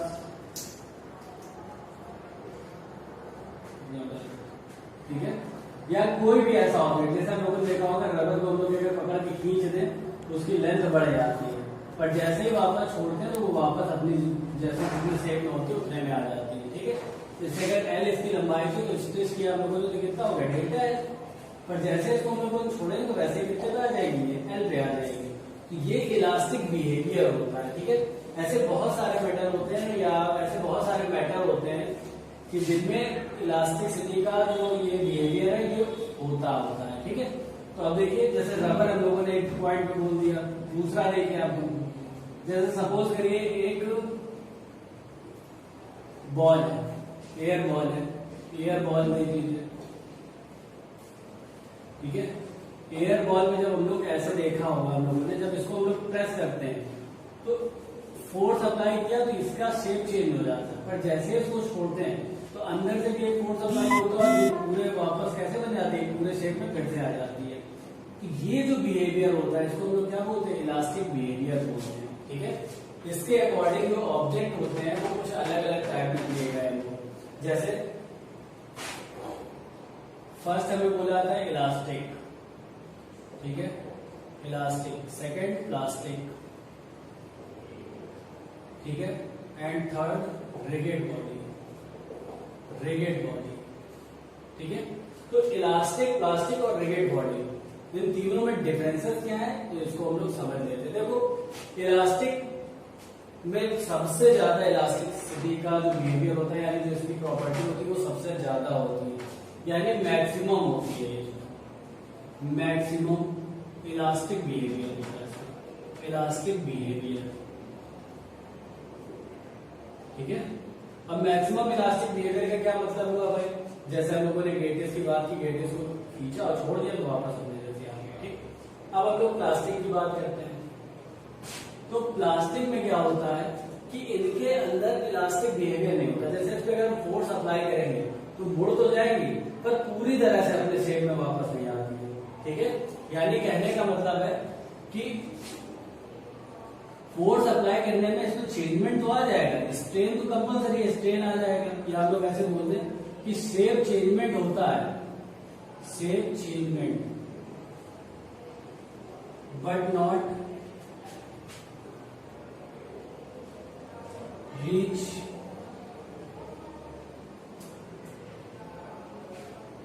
ऑन पोजीशन, यानी अपनी पोजीशन में ये वापस नहीं जा पाता। शेप तो चेंज हो जाता है पर पूरी तरह से अपनी पोजीशन में वापस नहीं जा पाता। इसे हम लोग बोलते हैं जैसे प्लास्टिक, जैसे हम लोग प्लास्टिक की बॉल को दबाएं तो दब तो जाती है, थोड़ी बहुत तो ज्यादा फैल जाएगी पर पूरी तरह से वो क्या होती है, फिर तो गोल नहीं हो पाती। तो ये प्लास्टिक है। रिगिड बॉडी में क्या होता है, ध्यान से देखना, रिगिड बॉडी में there is no elastic behaviour, no elastic behaviour, elastic behaviour, या ये हम कह सकते हैं जीरो इलास्टिक बिहेवियर भी बोल सकते हैं उसको, जीरो इलास्टिक बिहेवियर, ठीक है। जीरो इलास्टिक बिहेवियर का मतलब क्या होता है बेटा, समझने की बात है कि यहाँ पे कोई इलास्टिक बिहेवियर नहीं, यानी जीरो इलास्टिक बिहेवियर, यानी ऐसी चीजें जिसमें हम जरा सा भी फोर्स लगा तो दबने की वजह सीधे टूट गई। जैसे अर्थन पॉट्स देख लो, अर्थन पॉट्स हो गए हमारे पास, ठीक है। कप प्लेट देख लो, कप प्लेट देख लो, ठीक है। जैसे मिट्टी का कोई भी बर्तन हो या चीनी मिट्टी का कोई भी बर्तन हो, इस टाइप की जो भी चीजें होती है, या कांच की चीजें देखे होंगे, कांच के आइटम देख लो, ग्लास आइटम देख लो, ग्लास आइटम, ठीक है। तो ये जितनी भी चीजें हैं ये सब कैसी है, रिगिड बॉडी है, क्योंकि ना इसमें जब हम फोर्स अप्लाई करेंगे तो ये मुड़ेगी भी नहीं और सीधे क्या होगा, टूट जाएगी, यानी इसमें इलास्टिक बिहेवियर नहीं होता, यानी जीरो के बराबर इलास्टिक बिहेवियर होता है, ठीक है।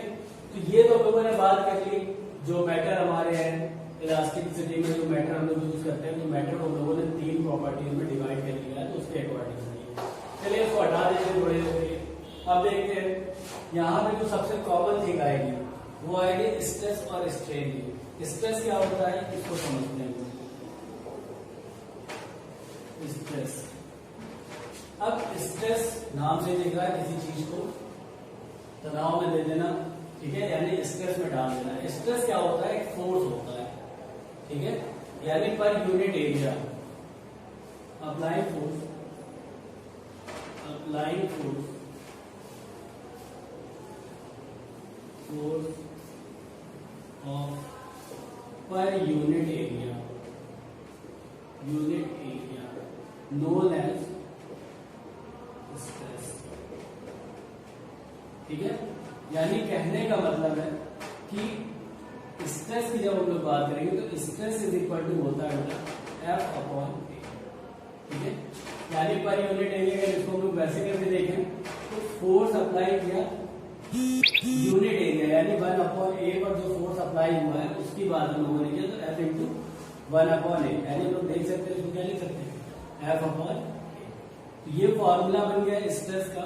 अब देखिए अभी तक हम लोगों ने बताया तो इलास्टिसिटी जो हम लोग फोर्स अप्लाई कर रहे हैं ऊपर से किसी चीज को इलास्टिक करने के लिए या उसको मोड़ने के लिए, मोल्ड करने के लिए, वो जो फोर्स होता है वो अकॉर्डिंग टू स्ट्रेस वर्क करता है कि जितने एरिया पे हम दबाएंगे उतना ही एरिया तो दबेगा, या उतने एरिया पे फर्क पड़ेगा, पूरे तो पड़ नहीं जाएगा। ये उसके लिए, ठीक है। तो यार इसका हम लोग यूनिट देखें, यूनिट इसकी क्या बन के आती है, फोर्स के लिए हम लोग यूज कर सकते हैं, भाई फोर्स है, फोर्स की यूनिट क्या होती है, न्यूटन, और एरिया की जो होती है मीटर स्क्वायर, मीटर स्क्वायर। तो यानी इसको ऐसे भी लिख सकते हैं, न्यूटन पर मीटर स्क्वायर, या ऐसे भी लिख सकते हो उसको न्यूटन मीटर माइनस 2, ठीक है। लिखने के अपने अपने तरीके, तुम 4 तरीके से लिखोगे तो ये 4 तरीके से लिखा जाएगा, ठीक है। अच्छा अब इसी जगह अगर हम इसकी बात कर लेते हैं कि डायमेंशन फॉर्मूला इसका क्या होगा,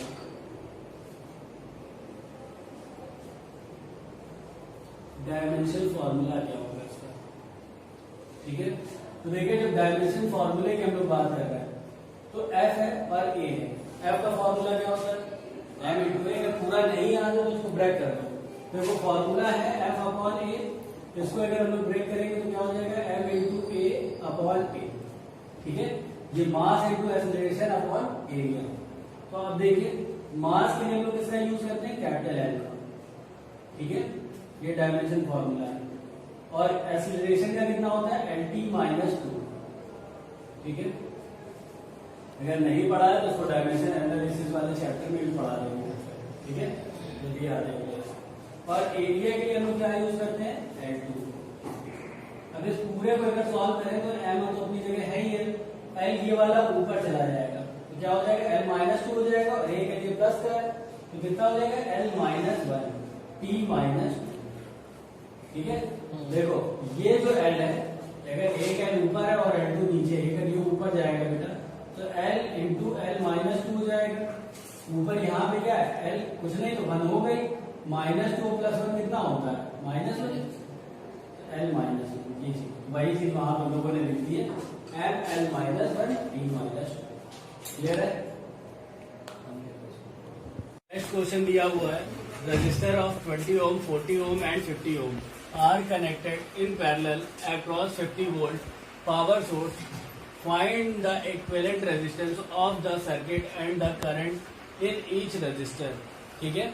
यानी कहने का मतलब है, देखिए इधर क्वेश्चन में हम लोगों को दिया हुआ है कि 20 ओम 40 ओम 50 ओम तीन रेजिस्टर हम लोगों को दिए हुए हैं, ठीक है, यानी तीन प्रतिरोध है हमारे पास, और कनेक्टेड इन पैरेलल यानी एक दूसरे से समांतर क्रम में जुड़े हुए हैं, ठीक है। अक्रॉस 50 वोल्ट पावर, कितना वोल्ट है पावर का, 50 वोल्ट है, यानी V की वैल्यू हमें कितनी दी गई है, 50। फाइंड द इक्विवेलेंट रेजिस्टेंस, यानी हमें R फाइंड आउट करना है कि टोटल R कितना है इसका, of the circuit and the current in each register, और एक एक प्रतिरोध में कितना कितना करंट है ये हमें बताना है, ठीक है। तो चलिए पहले हम लोग देख लेते हैं कि हमें R की वैल्यू बेटा फाइंड आउट करनी है। R1 हमारे पास कितना दे रखा है, 20 ओम, R2 कितना दे रखा है, 40 ओम, R3 दे रखा है हमें कितना, 50 ओम, ठीक है। तो ये तीन रजिस्टर हमें दे रखे हैं, तो सबसे पहले हम लोग R निकाल लेते हैं। हमें पता है जब R पैरेलल में होता है तो हम लोग फॉर्मूला क्या अप्लाई करते हैं, 1 upon R is equal to 1 upon R1 plus 1 upon R2 plus 1 upon R3, यही तो फॉर्मूला लगता है। तो देखिए 1 upon R is equal to, value रख दीजिए 1 upon 20 plus 1 upon 40 plus 1 upon 50। इनका आप एलसीएम लेंगे कितना आएगा भाई, 20 40 50 का एलसीएम कितना आता है, कोई बताएगा हमें, 200 भाई, 200 आता। 50 के देखो 50 का टेबल पढ़ोगे तो 54 जा 200, 40 का पढ़ोगे तो 45 जा 200, 20 का पढ़ोगे तो 20 10 जा 200, यानी 200 सभी के टेबल में आ रहा है। तो कितना निकल आएगा भाई इसका, और कुछ नहीं हो सकता इसका, ठीक है। यहाँ कितना आ गया 200। अब इसको अगर हम लोग सॉल्व कर लेंगे बेटा तो देखिए यहाँ कितना आ जाएगा, 1 upon R is equal to, अब देखिए 20 से 200 को डिवाइड करेंगे कितना आएगा, 10 10 बन जा 10, प्लस 40 से करेंगे कितना आएगा, 5 5 बन जा 5, 40 है 50 से 200 को करेंगे कितना आएगा, 4 4 बन जा 4, यानी सबको ऐड कर देंगे तो कितना आ जाएगा हमारे पास, 19 अपॉन 200, 19 अपॉन 200। तो R is equal to 200 upon 19, इसको क्लियर कर देंगे तो कितना आ जाएगा, लगभग 10.52 ओम आ जाएगा, ये रेजिस्टेंस की वैल्यू आ जाएगी, ठीक है। यानी ये R की वैल्यू तो हो गई, पर अब क्वेश्चन में हमसे एक चीज और पूछी गई थी, क्या पूछा गया था, करंट इन ईच रजिस्टर, यानी एक एक रजिस्टर में कितना करंट जा रहा है। रजिस्टर कितने हमारे पास, 1 2 3, इन तीनों रजिस्टर में अलग अलग बताओ कितना करंट है, ठीक है।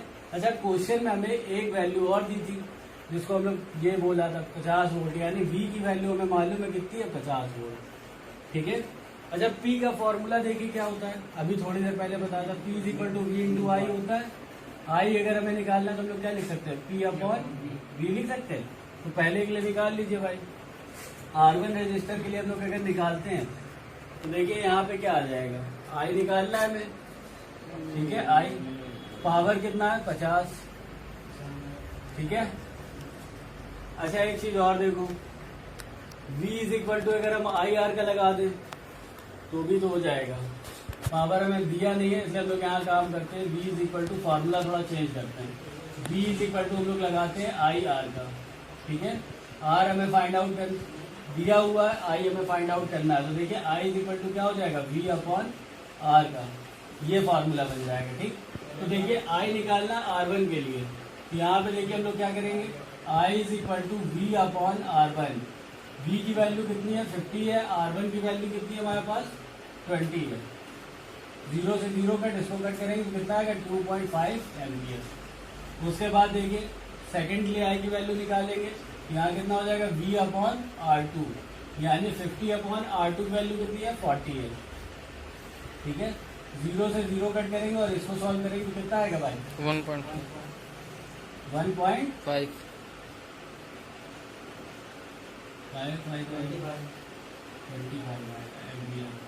उसके बाद आई की वैल्यू निकाल लीजिए, तो देखिए V अपॉन R3, V की वैल्यू कितनी है, 50 है। R3 की वैल्यू कितनी है, 50 है। सॉल्व करेंगे इसको कितना आ जाएगा, 1 एम्पियर। तो देखिए हम लोगों ने पहले क्या किया है कि सभी का हम लोगों ने रेजिस्टेंस निकाल लिया है। पहले R1 R2 R3 दिया था, तो उसका कॉमन रेजिस्टेंस निकाल लिया, कितना आ गया, 10.52 ओम आ गया। उसके बाद हमें वोल्ट दिया हुआ है, हम लोगों ने फार्मूला अप्लाई किया, V is equal to I R, यानी I is equal to V upon R, ये ओम्स लॉ है, ठीक है। अब देखिए यहाँ से हमने ईच रजिस्टर में जितना करंट है वो हम लोगों ने देख लिया कितना है। कि देखिए R1 है इधर, तो यहाँ R1 रखा है, R2 रखा है, R3 रखा, और एक एक रजिस्टर यानी एक एक प्रतिरोध में कितना करंट चल रहा है ये हम लोगों ने फाइंड आउट कर लिया है, ठीक है। तो देखिए स्टूडेंट नेक्स्ट क्वेश्चन हम लोगों का, an electric drill rated at 400 watt is connected to a 240 volt power line, how much current does it draw, ठीक है। यानी कहने का मतलब है कि 400 वाट है और कनेक्टेड कितने से, 240 वोल्ट के पावर से कनेक्ट है। तो अब उसमें करंट हमें बताना है, ठीक है। तो देखिए सिंपली है, पावर है, वॉट है, देखिए यहाँ वॉट लिखा है तो उसका मतलब ये पी की वैल्यू होगी। तो पी इज इक्वल टू हमारे पास कितना है बेटा, 400 वॉट, ठीक है। उसके बाद ये वी लिखा है यानी वोल्ट है, वी की वैल्यू दी है यानी ये कितना है, 240 वोल्ट, ठीक है। अब हमें निकालना है क्या, करंट, यानी आई की वैल्यू हमें फाइंड आउट करनी है। सर पी को डार्क कर दो। तो देखिए पी का फॉर्मूला क्या होता है, P is equal to V into I, ठीक है। तो अब यहाँ देखिए आई हमें फाइंड आउट करना है, तो यहाँ क्या बन जाएगा, I is equal to P upon V. P की वैल्यू हमारे पास कितनी है बेटा, 400, और वी की वैल्यू कितनी है, 240। इसको अगर हम लोग सॉल्व कर लेंगे भाई तो इजीली सॉल्व हो जाएगा भाई। इसको जितना इजी से इजी आप कर सकते हैं उतना इजी कर लीजिए भाई। अब 12 है, और अगर इसको इजी करेंगे तो और इजी कर लीजिए भाई। अब 6 का 10 में डिवाइड कर लीजिए, कितना आएगा भाई, 1 4 आया, 6 6 6 6 6 आता चला जाएगा। यानी हम ये लिख सकते हैं 1.67 एम्पियर, क्योंकि करंट निकाला है इसलिए इसकी यूनिट क्या होती है, एम्पियर होती है, ठीक है स्टूडेंट्स। तो आज का कल हम लोगों ने आप लोगों को एक PDF नोट्स भेजा था जिसमें कुछ न्यूमेरिकल थे। उसमें पहला न्यूमेरिकल आप लोगों के पास है, देखिए क्वेश्चन लिखा हुआ है, a certain battery is rated eight 80 ampere per hour, ठीक है, ये पर आवर है, ठीक। How many coulomb of charge can this battery supply, ठीक है। यानी कहने का मतलब है आपका कि कोई बैटरी है जो 80 एम्पियर का करंट 1 घंटे में ट्रांसफर कर रही है, ठीक है। तो वो 1 घंटे में कितना चार्ज ट्रांसफर करती है, यानी आवेश कितना किसी दूसरी चीज को दे देती है, ठीक है। तो पहली बात है हमें आई की वैल्यू मिली है, आई की वैल्यू हमारे पास कितनी है, आई की वैल्यू कितनी है, 80 एम्पियर है, ठीक है। उसके बाद देखो टाइम हमें कितना दे रखा है, 1 आवर दे रखा है, ठीक है। अगर 1 आवर को हम सेकंड में कन्वर्ट करेंगे कितना आएगा भाई, 1 आवर में कितने मिनट होते हैं, 60, और 60 इंटू 60 करेंगे यानी कितना आ जाएगा, 3600, ठीक है। ये सेकंड आ गया, और हमें पता है SI यूनिट में कन्वर्ट करना होता है, इसीलिए इसको सेकंड में कन्वर्ट किया गया। अब हमें चार्ज पूछा गया था, क्या पूछा गया था, चार्ज, ठीक है। तो Q इज इक्वल टू कितना हो जाएगा, I इंटू टी, यानी हम इसको लिखना चाहें तो ऐसे लिख सकते हैं 80 इंटू 3600, ठीक है। इसको आप लोग सॉल्व कर लेंगे भाई। देखिए अगर आप इसको सॉल्व करते हैं तो कितना आता है भाई, देखो 8 का 6 में मल्टीप्लाई करेंगे कितना आएगा 48, 8 लिखा हमने, 4 कैरी चला गया। 8 का 3 में करेंगे कितना आएगा 24, 24 और 4 कितना होता है 28 इंटू, अब यहाँ से आए तो 0 0 ऐसे लिख दीजिए 0 0 0, ठीक है। अगर इसको थोड़ा और तमीज से लिखना चाहेंगे तो आप इसको पावर्स में भी कन्वर्ट कर सकते हैं, यानी यहाँ पे आप लिख सकते हैं कूलम, आंसर है।